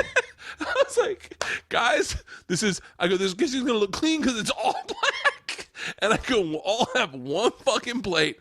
And it was like, there were always fucking 5 dishes in the sink. Yeah, dude. And you just clean the top one, but here's the worst part. We painted it in Tallahassee in the summer. We paint the whole kitchen black. And then we open the windows, open the doors, let it air out. 2 days goes by and it's still not dry. Wet. It's still of course. 4 days and it's still dry. And it's still not wet. And we're like, still not dry. And we're like, fuck, what do we do? And Ozzy's like, I can't. We haven't been in our kitchen for 4 fucking days. There's no one's been in our kitchen, so we're like, fuck it. So we just started walking on the paint. So the paint was like this mix What is wrong with you? I had some really horrible fucking Dude, I'm gonna ideas. take the hooks over that idea. Oh, yeah, that was a funny fucking. We painted there was a table built into the wall, like a little breakfast nook. We painted that black. Painted the stools black that were there. Painted the walls black. The fucking. Did you floor ever paint black. it back? No. Oh no. And then we got really fucked up one night. And in my room, I built a fucking loft in my room, like with fucking 8x2s. I mean, this thing like just thick ass wood. Wasn't coming down. And drilled it directly into the fucking cement wall with anchors, and then a chain going for and it was not moving. Yeah. I mean, you didn't even need the chain. It was a loft. What is a loft? It was a loft. Oh, it was a loft. Yeah. It was a fucking and then on one night, fucked up. I drew the cover for Fear and Loathing Las Vegas. I drew the cover above my TV in magic marker. I gridded it out. I took the book. I gridded it out. And then I put it up there and I gridded it out. And I drew the fucking cover and it looked badass. Right above my TV. My room was a fucking masterpiece. I loved it. I had a couch in my room. I had this table like this, but underneath I'd put all my pictures from Europe. No, not from Europe. I hadn't gone to Europe yet. I don't know what I put under there. I guess maybe like some pictures of us. We hiked the Appalachian Trail. Me and a bunch of friends. You didn't do the whole thing, did you? No, just like fucking 40 miles. My buddy miles. Phil did the whole thing. Really? Start to finish. 5 months, dude. Oh, we did a week. We did like 40. That's tight. 50 Still miles. tight. Yeah, it was before I knew that a bear could kill you out there. Yeah. And so, but yeah, and then at one point we just stopped paying rent. And we're like, what the fuck's the guy gonna do? And he stopped asking for it, and we were like, this is great. So like the last 2 months, like 3 months, no one paid any rent. I go to Russia, leave all my shit there. I come back, and I'm like, I'm gonna get my shit. I'd saved some stuff, like a couple baseball gloves, and I put them in my girlfriend's place. I get back. Yeah, that's all you need. I get back to pull up to the house, and it's gone. The house was? Fucking tore it down. Shut up, dude. They tore it down. They built condominiums. Oh, my God. I was like, what happened to our house? And they're like, he fucking sold it. We moved out. Like our last month, we moved out. We got whatever shit we got. Like they had saved like my bike and whatever I had kept there, but my bed, gone. Dude, like fucking. The Fear and Loathing, was that gone? Fear and Loathing, gone. That's And you know what's so shame. funny is I wanted to fucking cut that out of the wall with whatever it was and take it with me because it was so fucking badass.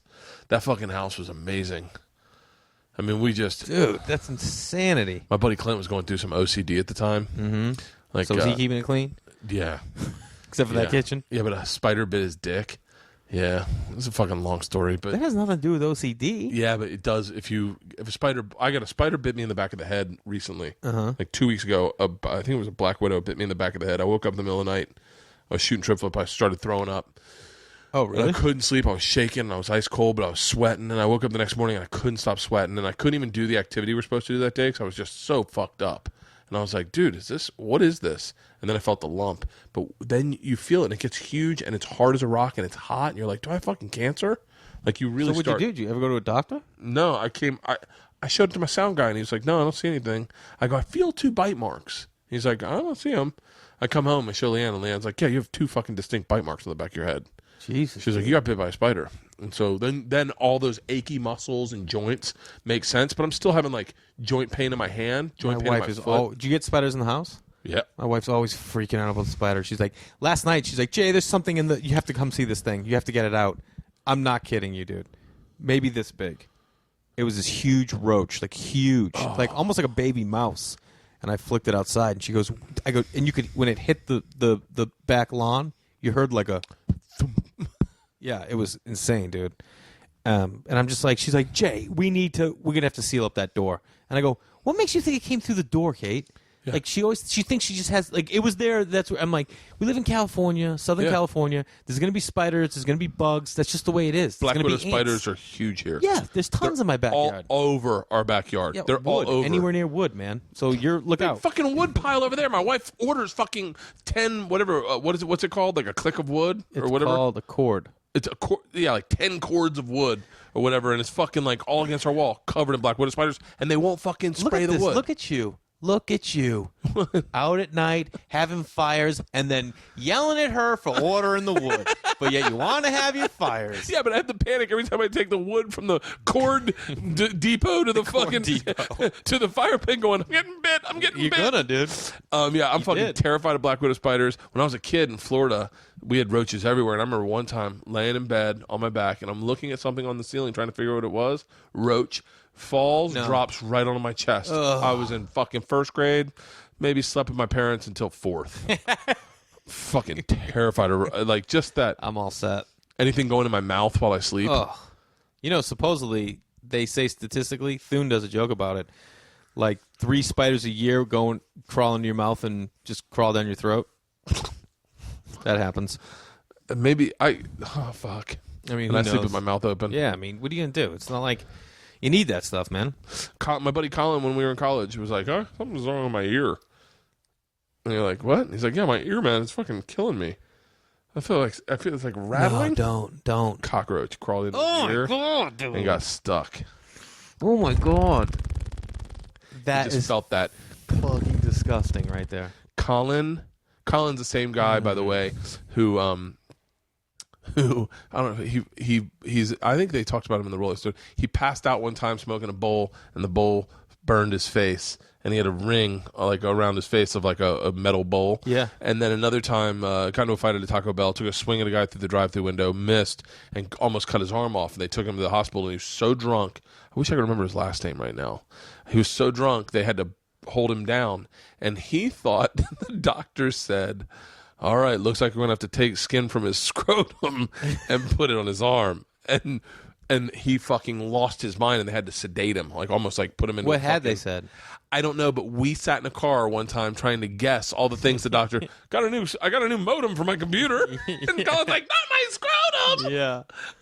So we sat in a car one time driving to Key West, laughing hysterically. Dude, Andy Sheftal is one of those guys that I could have hung out with all the time. His inside jokes, yeah. like something about inside jokes. I love inside jokes. That's everything, you know? In my writing, like, you know, show writing, I'm always trying to create the inside jokes between characters because it defines, like, who people are, you know what I mean? It gives them a little layer. Yeah, of course. And, like, family jokes, that's something I always love, dude. My family jokes, like, in our family growing up. I'm sure you have jokes with the kids and stuff, you know, that your family's always going to have. But I wonder sometimes if I think they're funny because they're my kids. Yeah. Or if they are funny. Well, either way, I'm not saying you need to take it outside of your family, but inside the family, you'll always have those jokes. Oh, yeah. I see what you're saying. Like, my brother one time, every summer we go away to Lake Winnipesaukee, New Hampshire, and one of the things we would do... Lake Winnipesaukee? Yeah, you ever been? No, but I saw What About Bob? Oh, yeah, okay, there Lake you go. Winnipesaukee! Yeah, man. That's the best. One of my favorite fucking lines ever when he walks in to then he goes, "Is there a Carol here?" And he's dressed as a detective. She goes, "I'm Carol." And he goes, "Carol, are you familiar with a Bob?" And she was like, "Yes." And he goes, "He just committed suicide an hour ago." And she's like, "He did?" "Yes, we were wondering where Dr. Leon, whatchamacallit, has been saying. He's at Lake Winnipesaukee." And he goes, "Lake Winnipesaukee?" Well, we would go there. I did not make that funny. It doesn't Sorry. matter. If people are, I don't really know that movie. Oh. I know it a little bit. Richard Dreyfuss, right? And Richard Dreyfuss. And Bill, who's that guy? Bill Murray? Yeah, Murray. Bill fucking Someone Murray. who doesn't know who he is.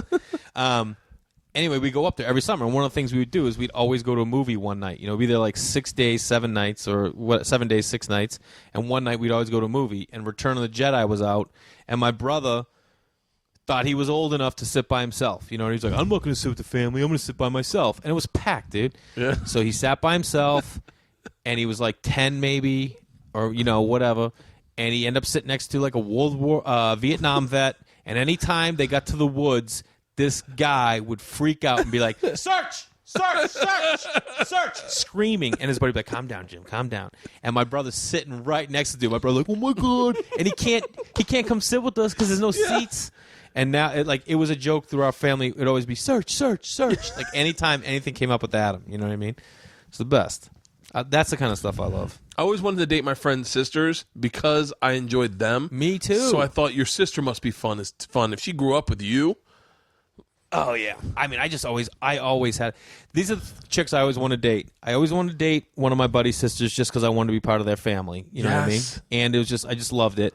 I always wanted to marry a chick who already had a kid because I didn't have a dad, so I wanted to be like the guy who stepped in to be the dad for the kid. You know what I mean? Yeah. And I always wanted to marry a chick so she could get her green card. You know what I mean? I always thought that was the sexiest thing. First time I heard about it, I'm like, "What do you mean? You just marry a girl so she can get her green card and then she has to be your wife?" And I'm like, "So I can just bang her whenever I want because she's mine?" That's the way I always looked at it. Oh, I remember hearing about that too. I heard it was Greer. I probably shouldn't say it, but yeah, Greer Barnes married he was a comic. Yeah, I know York. Greer. Greer married a chick. And Yeah, that horse thing. He's one of the funniest fucking he does comics that thing like crazy ever. good. He's fun to party with too. I bet. And he married a chick from Israel, I want to say, and she got her green card. And I remember that was when I first heard that if you married someone from out of the country, they got a green card. Mm-hmm. I was like, "Shut the fuck up!" I never wanted to marry someone to get the green card. I always wanted. I knew a girl in New York who married this guy in the U.S. so she could get her green card, and then he got a European card so he could be a citizen in Europe. And I just remember always looking at her like, "Oh, I could have been the guy," and I just never have to see them, but I could just bang you on the. You know what I mean? Like that's the thing. Like when they come in, you got to fuck them. Yeah, you know. I met a dude. I met a guy. I'm not gonna say where. I met some friends. I did a show. 2 friends show up, and they're with their other friends. Where was this? Fucking Denver. Why did I? I knew you'd say it. I just like, yeah, I'll say it. It's the little bits make the story real for me. So I meet them. We all go out drinking at that bar next door, and this guy is like, I mean, just looks like he's fucking barely thrown together. Like, just like he's wearing a turtleneck. Like, and I'm just like, does that still go? I don't remember people wearing turtlenecks. I don't think it's still happening, man. He's wearing a turtleneck and it's tucked in, and he's got jeans and his shoes. No belt. His shoes are like white New Balance shoes. Just doesn't look, no belt like that. But his hair he's balding and thinning, and his chick is a fucking 12. Yeah. His chick is so hot, and she's Russian. So as I'm telling, she's standing around holding court, telling everyone why my story is true. I grew up in Russia. I know this to be true. I know they run trains. They run everything. When I left 2 years ago, it's still that bad. And she's going on. She's telling everyone. She goes, I know it's true. And what you say, that's what that means. Like, she's holding court. And I'm like, God damn it, man. If I was fucking single, I'd think that she's with this guy. I could totally get this chick. Yeah. So they like walk away. And I'm like, so where did you guys meet? And the guy's like, oh, I flew her over to get her a green card. I was like, what? And he's like, Russian mail order bride. I was like, shut the fuck up. He's like, yeah, I flew over her mom and her sister and her, and they all live with me, and yeah, we're married. I was like, why didn't I do that? Say what you will, man. Say what you will, you know? Yeah. I don't know if I could have like the mom and the sister living in my house. That would make me fucking crazy. But like, I could definitely have a fucking slamming hot fucking 12. He's just grateful. Yeah, man. Just like, this is really beautiful, Bert. Like my buddy Tim Scott that was on my podcast, he was my ex-producer for Hurt Bert. He now lives in fucking Bali and just slams 10s all fucking night long. And when they break up with him because they're cheating on him or something, he doesn't care. Yeah. He goes, I don't care. There's a million of you guys floating around. Bottom line is, to everybody out there, everyone can live their life a different way. It just all matters what you want and how you want to do it. That is such a brilliant statement, because I have lately been saying, you know what, I'm cool with not like I beat myself up that I'm not going out and trying to do as many shows, and we talked about that, but I'm like, I'm cool with who I am. I'm a dad. Yeah. I'm a fucking dad of 2 little kids who need me around more than I need to be in clubs. Yeah. And I will continue to write, and I'll go through a period again where I'll be in the clubs a lot, but it's not right now because I'm gone a lot, and when I'm home, I need to be home for them. But I'm cool with who the fuck I am. Dude, I just had a huge breakthrough with my wife last night in our marriage. So a lot of people out there, whether you're married or not married, I always looked at it and I'm like, marriage is tough at times, obviously everyone has tough times. And there have been times over the last 8 months, I'm like, man, my wife and I just don't have much in common. Like, we have things, we love each other, we have things in common, but I'm like, man, I always thought I'd garden with my wife. I'd always thought I'd interior design with my wife. Yeah. I thought I'd be building shit in the wood yard, and she'd be out there sitting with me, you know what I mean? And she'd make fresh lemonade. This is what I thought was going to happen. This is just not who my wife... That's what I want. You know what I mean? Because you didn't grow up with a married couple to watch? I probably. You know how many times I saw my parents in a room together? Once. Once in my entire life. One time. Yeah. My dad came to our house. He took us out, and then he wanted to get some stuff out of the safe. We had a safe in the basement because he was in antiques and stuff, and we used to have Confederate money, from the Confederacy. I thought you had Confederate flags. No. We used Confederate flags all over the house. Dude, we had all kinds of stuff, man. And so he was getting all this stuff out, and my mother came out of the den to tell him you're not taking that stuff out of the house, Yeah. And then they just had this fight in the kitchen, and we watched it. It was the only time. Anyway, yeah. So I just always looked at what I wanted. I waited really late in my life to get married. I'm 37.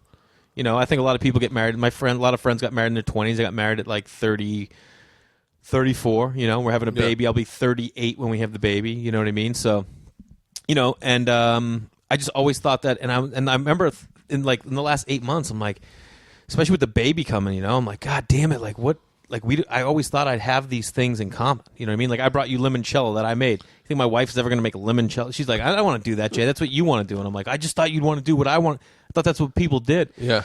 But so last night, I'm working on this script, and I got to hand it in. I wanted to hand it in today. I gave my own deadline, to the production company. And my wife always wanted to be an editor. And I was like, will you read the script and then give me notes and we'll do it together? And she's like, yeah. And we did that for 2 hours last night. It was unbelievable, dude. And I was like, this is it. This is my limoncello. This is my gardening. You know what I mean? Yeah. this is what we should be doing all the time because she's super good at it and she loves it. And like every time she'd give me like a note of something correct, she'd yell a little bit. I'm like, would you stop yelling at me, please? And she loved it. She was like you could physically see her get excited about us doing it together. Yeah. And I was excited too. And I'm like, oh man, major breakthrough. My book is, see that big stack of paper? Yeah. It's my book. That's a big stack, dude. Yeah. And so what they do is they send you like a stack and then it's yours, and they've had a copywriter go through and kind of correct whatever is wrong. So I go through and I either accept notes or change things they need changed, and I go through and I give it like a once over, and then my wife's like, you're not handing that in, give it to me. My wife, by the way, every fucking chapter I wrote, I'd write it and then I'd send it to her, and she'd like clean it up, like spell check the whole thing, make sure all my sentences made sense, and then any part that didn't make sense, she'd highlight and send it back and go, I don't know what you're talking about, and so I'd have to go through and do it again. And so, I mean, I would not have gotten done my book had it not been for my wife. That's but awesome. It was really fun because we got into this very creative space, and at one point I said, why don't I'd get done and I'd tell her a story at dinner. Like, I had this great story about Ralph Sampson, and I tell her this story at dinner. She's like, that needs to be in the fucking book. I'm like, really? And she's like, yeah. Where? And so I'm like, fucking, all right. So I start writing the story, and then I give it to her, and then she's like, you know what? When you tell it, and I don't know if you allude to it or not, but you missed this. Yeah. And I'm like, oh, yeah. So then at one point in the book, I go, this is fucking great. We could have a partnership. I go, my wife is a screenwriter for a long time before we got married. Perfect. I go, why don't I just fucking give you my ideas, you write them. And then she was like, I'm sorry.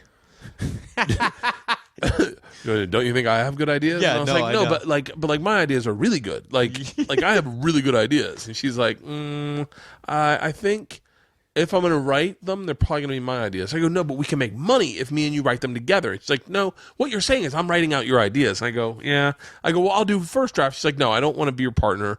If I do something, great. If you do something, I will help you get it done, but we're not a fucking team. Okay. Like she put her foot down, but like she was like, I said the same thing to my wife last night. I'm like, this is what we should do for now on. She's like, what do you mean? I'm like, I'll write. You sing. And she goes, oh, I'm just good enough. I go, no, babe. She would also like be like, it wasn't just grammatical and stuff like that. She'd be like, I don't know why, but I just don't know. I just don't think this little section works right here. Like, what is Jay trying to say to Shannon? And I was like, all right, let me look at it. And then I would like pitch her ideas, and then she'd be like, oh, I like that. And then I'm like, hold on. And then I'd write, and then, you know what I mean? And it was awesome. And then she was like, oh, okay. But my whole point in this whole thing was because I come from a product of divorce, one of my thing was I never want to get divorced. Yeah. At least if there were kids involved. You know what I mean? Yeah. I just think it can get real ugly for kids, and I want to be able to give my kids the experience that I never had as having two parents in the house and a family, you know? Yeah. But I think nowadays people take an easy road and they can find anything, you know what I mean? To be like, nah, this isn't going to work. You know what I mean? I don't need it. I don't want to be around it. You know, we're just lazy now, and we don't realize, like, you can figure it out. And for me last night, it was just like this thing, and I was like, not saying I was thinking about divorce, but in my head I was like, like, especially when you have that kid coming in. For me, it was like way more set in stone now. I'm like, well, there's no way out now, bro. Yeah. I'm not leaving this kid, you know? And then I was just like, you can find a way to make things work. So what I'm saying is everyone's got their limoncello out there. Yeah.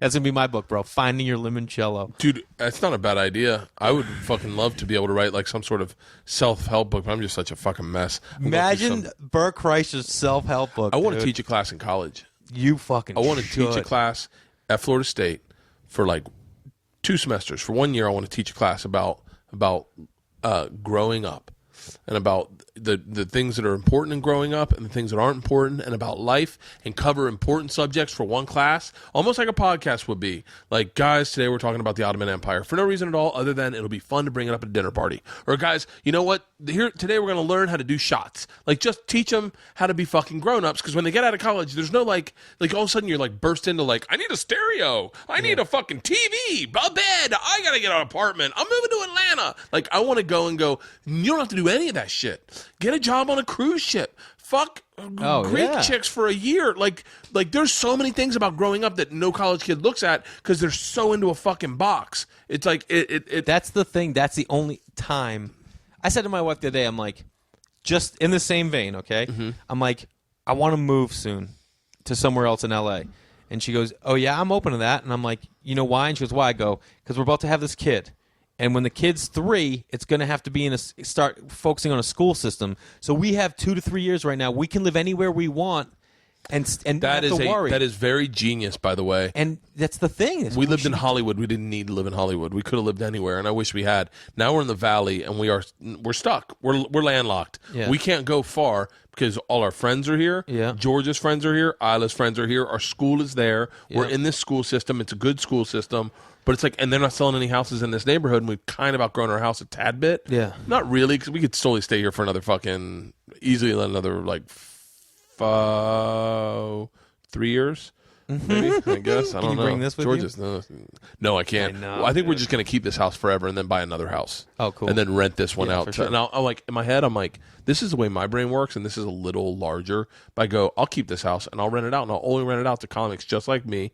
I'll keep the fucking mortgage low as shit, so comics who are fucking busting their ass on the road, yeah, that'd be tight, can put their kids into a good school that's free, have a great creative space to do their podcast, shoot shit out of, and like their family will be happy. Like that's the way my brain works, and I go, but then I'm sure it never works that way. Yeah, it's like when Zach said, "I'm going to start a fucking artist community in North Carolina for people who aren't as lucky as me and don't have millions, and they can come here and work on their art." Like I do believe I want his to pay. farm. Does he do that? Yeah, I think so. I don't fucking know, but yeah, like that's my way my brain works. So I know this place has been a very positive energy place for me. Mm-hmm. So like this house has turned my life around because I feel like I own something. It's not huge. You don't feel like you do, bro. Well, no, but it's it's a good feeling. I go out and I stand in my front yard and I wave hi to people when they walk by in the morning with a cup of coffee. Yeah, man. And it's like it's cool. It's cool. I go into my backyard and I fucking lift weights in my grass. Well, it's that's a little white trash. But that's fucking. We had an above ground pool. Remember that thing? That wasn't. First of all, that was not an above ground pool. Yes, it was. I know it was, but it was like the kiddie pool version. It wasn't like a full blown. Like who set that? Like you can set up yourself above ground pool. Yeah. That's the kind of above ground pool. Oh yeah, and I tore it down myself too. Yeah. I just stabbed it and let it flood into the lawn. Oh my god! Yeah, I was like, "Fuck this pool." Yeah, dude, move. We're gonna. This is what I said to Leanne. I go, this last trip we took for this last season of Trip Flips has been extremely life defining for me. Yeah, in a lot of ways. I found out shit I don't want to do for real. I've never said no on any other show, but I started finally saying like, I don't know if I want to learn how to base jump. I'm saying that, I go, I don't know if that's in my fucking cards now, and I know clearly, like my bosses are listening to this now, but I've never done that. I've always just said, I'll do it. Yeah. The first time I was like, I got 2 kids. Base jumping is one of the most dangerous activities in the entire world. Yeah. I don't know if I want to learn, but I've done stuff that I never thought I wanted to do that now I'm really glad I did. Like what? Took motorcycle lessons. That's learned how dope. to ride a motorcycle. I'm doing scuba lessons next week, and I was like, you know what? I said to Leanne, I go, let's do scuba lessons together. Let's learn how to scuba dive together so that we have that. Yeah. So it's something we enjoy, and then we can take trips and go scuba diving together. Yeah. Like that would be cool. And she's like, all right. And so I took slack key guitar lessons. I'm taking samba lessons. So like all these things are things that Hold on. What? Okay. You can't throw out 3 dope things. And then, motorcycle, scuba, guitar, and then throw samba in there. Like, that's just a dope thing to do. And we're doing salsa lessons, man. well, she wants to do samba. Yeah, of course. So I was like, fuck, I'll do that with her if she takes scuba lessons. But I'd love to learn how to scuba dive. It's paddle boarding. I just got into paddle. I've always paddle boarded for every show I've been in. We've had at least 2 episodes a season where you go paddle boarding. Mm-hmm. And I've never been good at it, but now I've done it so much that I'm actually good at it. Yeah, it's tough. I've done it once, and it's hard as shit. 3 times, man. Dude. It's really hard. Yeah. Look at this fucking. But once this you is get what down, you got. This is what you got in your fucking life. Look at this. She's gonna come sauntering by. Look, turn around. Yeah, what's up? Oh my god, what? She's a fucking grown up, man. She's 9 years old. What, did she get a retainer in? Yeah, they both have fucking. That's another thing, man. Nah, fuck that. My kid's teeth are jacked. Deal with it, bro. George's are jacked, and it's like just fucking retainers, crowns, everything. You know who did my teeth? Who? A grad student at Tufts University. That's how little money we have. My mom's like, nah, we'll just go to a grad school. They'll do your teeth. Let me see your teeth. They look great. Yeah, they're perfect. Yeah. But I mean, this was 5th grade to 8th, bro. Really? Yeah. I had bad teeth growing up. Yeah. Did you have braces? No, I had no enamel on my teeth, and I got hit in the mouth with a baseball bat. No enamel? No enamel. Georgia has no enamel on her teeth. What the hell's that? Just means it's Bad breeding. Yeah. It's Irish. It's the fucking right. dirty Irish. I'm Lowland Ireland. So one of the things I always talk about with like slavery. My family wasn't even here. Like we didn't show up into this country until like the late 1800s, and then like. What, I don't know what's going on. Like everyone you trying to get out of the guilt, man? No, yeah. But like I remember one time in college, like we had this black English class and a white English class, and they brought them together, and they were talking about us being that they were all slaves, and that all families were all slave owners. And I felt that. I agreed. I was like, you're right, and I feel that guilt, and I owned that guilt until I was like, wait. Imagine going back and you being like, yo, just for the record, my family didn't get here till 18. Those black people like, oh, you better shut your fuck. They would have been pissed. Guys, objection. Guys, I'm gonna have to side with the black guys on this, man. I had nothing to do with this, man. I'm gonna head out and get an orange whip. I'm out. Who wants to roll with? Anybody? Orange whip, 3 orange whips. That would have fucking. I remember one kid in that class going, "I wish you guys would just get over it." They fucking lost their mind. Up. I just wish. And the best part is my buddy Miles Mosley, because his name is Miles Mosley, they thought he was black when they enrolled him. And oh my god! So he's white. He's the whitest guy you could ever fucking imagine. That's a dope name. He looks like Larry Bird. And okay. And they put him on the black floor. They put him in the black English class, and he sat in that one class. I think it was right after the Rodney King or the OJ, right after the Rodney King thing. And they brought the black English class and the white English class, and they put them together. And Miles is in the black English class, and his whole class was like fucking yelling at white people. And Miles was like, at the end of the day, I got to see all these people again tomorrow. So Miles was like just sat quiet in the corner, like don't know what they're talking about. Good for him. Miles Mosley's an interesting fucking guy. Yeah, that's a great name. He should have been playing like jazz like in a jazz trio, trombone or something. He is he's just one of a second baseman in the Negro League or something. He looks very like he is the whitest looking guy you could ever imagine. Yeah. And when I first moved in, I got off on the wrong floor at Sally Hall or at I think we're in Devaney or something or. I don't know. I love that you're looking at me like I know like where your freaking dorms were in college. I got off the elevator and his room was right next to the right, and it was on the all black floor, and his roommate was black, and he didn't know anyone, and he was nervous. He saw a white person. He's like, I'll never forget. He goes, "Hey, you want to see a magic trick?" No, he didn't. I swear to God, dude, that's amazing. And he brought me into his room. He showed me a magic trick, and I was like, "You want to get high?" And he was like, "Yes." Dude, you're like, let's take this magic trick to the next level, man. Let's get high. You show me more. So we went down. We all got high. We all got drunk, and then we went to orientation together. Perfect. Yeah, that's how you do it. I've been friends with the guy ever since. Did you see David Blaine's special? No, with the celebrities. Dude, was it good? Yeah, bro. Really? Yeah. Do you believe in that stuff? Yes, I do. I'll tell you what. I am not the guy looking to debunk the magician. Yeah. No, I'm on board, hook, line, and sinker. I'm not the guy going, no. Do it again. Let me see you. Like I'm like, that is a level of stupidity that can't help but rear its head. When you're the guy going, no, I know you're not really magic per se, but I do believe in illusions, and I want to fucking be eluded. I want to. Yeah, there's some things that I can't even see how it was an illusion. I'm just like, I just feel like the guy can control dimensions, and if he doesn't, I'm just believing that he does, because there's just some stuff that I was just like, it's insane. I hope we can discover time travel. That's the one thing I'm really obsessed with. That'd be tight. Like my wife said to me the other day, there's two types of people. There's people that like movies about time travel, and there's people that don't like movies about time travel. Mm-hmm. She goes, I don't, and you do. Like there's a new movie about this kid. I don't know if you saw the trailer. This kid who goes to his dad, and his dad says to him, there's something you need to know about our family. We can time travel. And so then he just keeps going back and trying to fucking bang this one chick. Mm-hmm. I think that's it's a movie. It's a movie. I don't. This might in time. This might be a dream you had. Might be you a left dream. on Benson's voicemail, bro. Let me see. It's a movie. I think it's in time. But so basically, if we're saying this time travel, we're saying that the past is still going on right now. Like I don't get it. Hold on. You know what I mean? Please tell me I got the right. No, In Times with Justin Timberlake. Fuck. Yeah, man. What's the fucking new movie about time travel? I don't think there is one. I'll just type in time travel movie and then hit news. We should probably wrap this up. Time travel. I could just talk to you for fucking ever. I mean, yeah, man. That's the one thing that sucks. Time Traveler's Wife's one of my favorite movies ever. I heard it's a book, right? It's a book too. That's how good the movie was. They wrote a book about it. The most ignorant guy in the world. Movie, 2013. That's a tweet, bro. About time. About time. Yep. Let me just read you. Let me read you. Tell me if this. Yeah, let's see if I'm interested. Okay. I don't like it. Okay, here we go. At the age of 21, Tim Lake discovers he can travel in time. The night after an unsatisfactory New Year's Eve party, Tim's father tells his son that the men in their family have always had the ability to travel through time.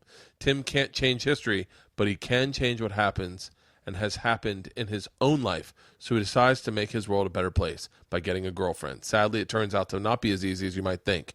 Moving from Cornwall to London as a trained lawyer, okay, I was losing me a little bit. But yeah, he basically wants to fall in love and find like the perfect chick, so he travels in time. Have you ever seen the movie about time travel where they all go into this one bathroom and there's a portal to time in that bathroom? It's a British movie, and they keep coming out in like different fucking ages. I love time traveling movies. Hot Tub Time Machine? I never saw it. Oh, I thought you were a huge time travel guy. Nah, I didn't see it, man. At the time, I was pitching a web series called the Hot Tub Limo Roadshow. Mm-hmm. It was me and Segura in a limo, in a hot tub limo, and just driving around L.A. And then we'd pull up and we'd be like at a stoplight, and we'd be like, and then you'd be in the car. You just happen to be this. I go, holy shit, it's Jay Larson, Jay, and you go, hey, and then it would cut to you in the back of the hot tub with us, and we're all just driving around Hollywood with champagne, like, hey, so Jay, tell me what's going on, and you're like, nothing, man, got a new movie out, like, and that was like the whole premise. Yeah, it was like a 5-minute interview show. They didn't pick this up. I had a lot of ideas that just it sounds like a great idea, man. Sounds like a great idea. Hey, look, Between Two Ferns, probably the pitch didn't sound fucking great. It probably didn't. Fucking God, that was good. Yeah, they're still doing them. I had, but they've lost a little luster because Zach's so famous. It's almost like you're just like, what are they gonna do? Like you saw the Bieber one. Did you see the Bieber one? No, I haven't seen any of them. I'm gonna check them out. Yeah, check them out. I get excited when I find something online. Like right now, I'm obsessed with googling big wave surfing. Oh yeah, yeah. So like, dude, my buddy is the producer of like the Triple Crown in Hawaii. Really? Yeah, he produces the whole webcast. It's a webcast that's on TV other places, but that's something I'm trying to change about myself, by the way. What? Is not overstate. I'm not saying that you did this, but I would overstate that. So I'd be like, yeah, I'll give you an example of what I do. My buddy is a big surfer up in Northern California, Jason Rapboy Collins. He's one of my good friends. Yeah. I met Jason once. He is a really nice guy, and me and him did get along really well, and we've been texting each other, but he's not my buddy. We're not best friends, but I would make it sound, I'd overstate it. Yeah, we always do that. I do it so fucking much that literally this last year, I've been trying to keep everything in the realistic. Keep it real, yeah. Like I have, like you are my friend, and I will tell people you're my friend. Oh, he's my friend. What happened was, oh my God, I want to have this girl on my podcast. Leanne went to CPK up on Ventura. And doing it nice, huh? And she goes in, and she's picking up an order. And it's raining. She has a Travel Channel umbrella or something. Travel Channel's written on something. And the girl at the front goes, oh, I have a friend who's on Travel Channel. She's like, really? She's like, yeah, one of my good friends is a show on Travel Channel. And Leanne's like, really? What's the show? And she's like, it's Trip Flip. And Leanne goes, Bert? She goes, yeah. She goes, that's my husband. And the girl freezes. Yeah. And she's like, he's not my friend. Like I know him. We have friends in common. Like I know him. And Leanne's like, it's okay. Like I live with Bert. I know what it's like to overstate something just simply to carry on, to make a conversation comfortable or more interesting. Yeah. But then Leanne started going, wait, like then this, now it looks like I fucked her. Yeah. And I'm like, and Leanne comes back. She was like, do you know a girl? She's a young comic. And I was like, I don't know who you're talking about. But I go, you got to understand, I do that too. Everyone does that. Comics do that. Sure. Like, I'll call Jeff Ross one of my good friends. Mm-hmm. Whereas, like, if I see Jeff, we'll hang out. And I've known Jeff for 15 years, but, like, I don't, like, call him on the reg. Like, I'm not like, hey, Jeff, what's going on? But if I see him, I catch up with him like an old friend. Sure. But I don't, like, Yeah. But I love him, so I feel like he's my good friend. Todd Glass, good friend. But I just know him really well. Yeah. Not even really well. I don't know why I'm defending this. You don't have to prove anything. Jesus fucking Christ, I'm spiraling, Jay. Oh, it's over, man. Well, if anyone can find the picture of me and Jay with our two asses sticking out in Miami. I've seen it. You got to go on MySpace. You got to look back a couple of years. That was back on MySpace days. You made me do that. I was like, what? You're like, you're doing it. I'm like, all right. This can't be good for our careers. We don't have careers. Fuck it. Well, congratulations, man. Thanks for, man, this is awesome, man. I love sitting down and talking with you. I could do this a lot. I mean, it's been enough. I mean, I'm kind of at my limit, but we're at 2 hours. I feel like I should break it up, get a time machine, go back and post one last week. I didn't post a podcast last week. And my fucking... Did you hear it? You must have heard it. Dude. You know what, people, at this point, the people that listen to the podcast are so cool. They're like, dude, I get it. You're busy. Oh, that's tight. But then they'll be like, hey, man, how about a Bertcast? And you're like, yeah, they're coming. And my numbers haven't dropped, but I'm definitely, like, I feel like I need to refocus. Yeah. I feel like I need someone to work on my show. I haven't really said anything, but like I just started working with Alan Bill. Yeah, so do we. And so, but I don't really do advertising, so it's kind of like I just want to be associated with them. I like them, and me too. And I believe that they're good fucking people. Yeah. I don't believe that if they start a podcast network, their goal is to somehow benefit behind my back, and then me not know what the fuck the benefit is, and then me find out one day like that. And there are a lot of people that that's why they start a podcast network. Sure. Oh, I'm going to make a fucking quick buck off some people that don't know what the fuck they're doing. Yeah. So, but that's not them. And so I talked to Al. I was like, let's do it. And then this guy sent me an email, and I'm like, yeah, I'm coming. I'm just really busy. Yeah. But I need to get some sort of, I'll do advertising if it means getting someone in to simply fucking post my podcast, upload them. Yeah, man. Fucking book guests. And then teach, and then someone that, I wouldn't mind someone that sat in the room that was like, hey, Bert, that's enough about you. What about Jay? Dude, we talked about both of us in here, man. I know, but I shouldn't be talking about me as much as I do on my podcast. What do you mean? That's why people listen. It's. I would say, honestly, if we listen back, I'd say it was 55-45. I'm 55? Yeah. I mean, if you think you talked more, I don't. I didn't notice it. I just think it is what it is. I just did a podcast the other day, and guess how much I talked? How much? 10 minutes. Really? I was pissed. Really? Who were you? Pissed. Who are you with? I'll tell you. Okay. How's Crab Feast? It's great, man. Who you guys got coming up? We got a lot of people. Do you guys backlog those? We do when it comes to the holidays. You know what I mean? We got a lot of different people coming. I don't know. I don't have my phone. I lost my phone. How often do you guys have Segura on? We've had Segura on, I think 3 times now, 2-3 times. But it's every Tuesday. We release every Tuesday, so we never miss. Is Ryan in town? Yeah, man. Man, I'm in town most of December. I would love to get you, Ryan, and Tom in here and do a podcast. That'd be dope. Look at this. We got spaces everywhere. Yeah, have a fucking do like a Saturday afternoon or something, like an afternoon podcast, and that'd be fun. Just have a few beers, couple brewskis, a little bit of sickler, a little sickle cell. Yeah, man, that'd be tight. Let's do it. I'll send a text to everyone tonight. All right, cool. See if we can find a date. You want to? I'm going to post this tonight. If anyone's still listening. Yeah, I'm going to be on Esquire Network December 5th. I got a show, Best Bars in America, that I'll be on. Really? I'm sorry you didn't get chosen for it, Bert, because you would be perfect. So that's coming out, and then I just have regular shows so I'm in looking town. forward to Esquire. Oh, me too, man. The Esquire Network, I'm actually really looking forward to because it's out, man. It's happening. I know, but they don't have a lot of the original programming up right now. They're doing a lot of reruns, and I don't think they know. I apologize, Esquire. I'm sure I know people that work at your network, but I feel like they don't know. I think they need to put more of, and I'm sure there's a way to run a network that I don't know, but I want to see their original programming only. I do not want to see reruns of anything. Well, if you want to watch anything, White Collar Brawlers is dope. How I Rock It is dope. They've got the Brew Dogs. Yeah, that's fine. Yeah. Then they have Knife Fight, which is dope, and Best Bars in America, man. It's a 1-hour special, December 5th. Hopefully that gets picked up, and that'd be dope. Yeah, man. We went to 11 bars in 3 cities in 5 days. What cities? Milwaukee, San Francisco, and Chicago. Okay. I couldn't help you. I've been to San Francisco. It's the only place I've really been to bars. Oh, dude, Milwaukee? I've never been to Milwaukee. Oh. I've been to Milwaukee once. Dude, it's Bert Kreischerville.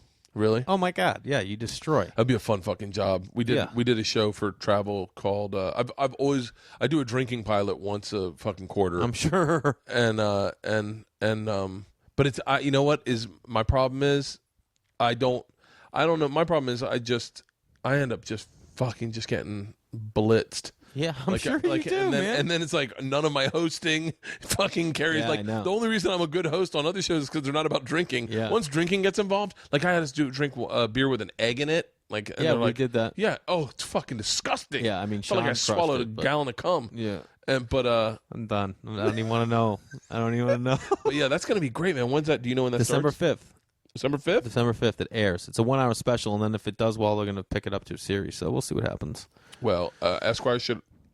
If anyone from Esquire is listening, please just pick up that show anyway. It sounds like a great fucking show, and I think that the one thing that networks that I'm glad that Travel Channel does is they give young shows a lot of breathing room. Yeah. And they allow them to breathe and grow, and they go, you know what, this is what we're looking to make.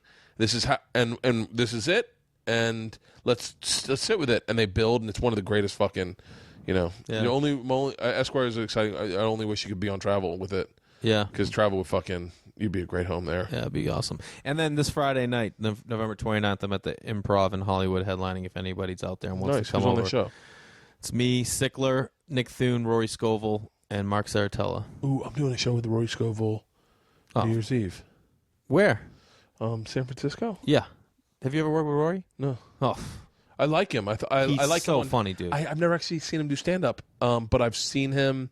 I've seen him in commercials, obviously. Have you seen Ground Floor yet? No, I haven't. He's so funny. Rory is so funny. I've been listening to. I've been watching Pete Holmes' show. Oh yeah, me too. Yeah, I like Pete. I like that show ep. a lot. Yeah, I think I've seen just about every episode.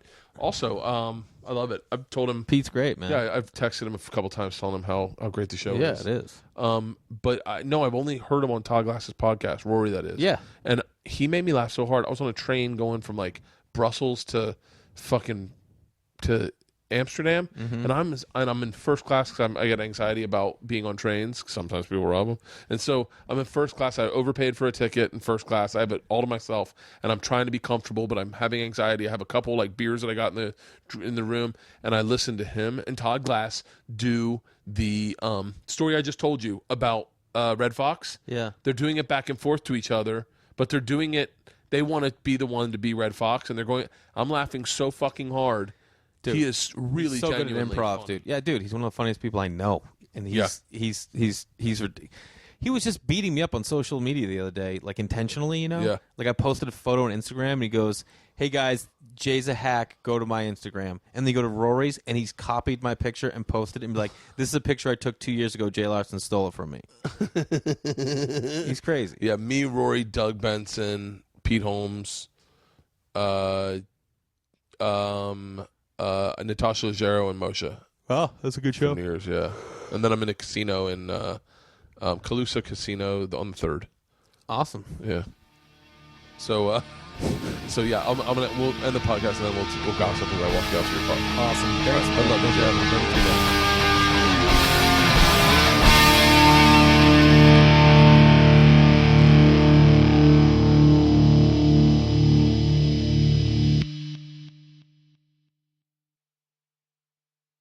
This episode was brought to you by The Machine.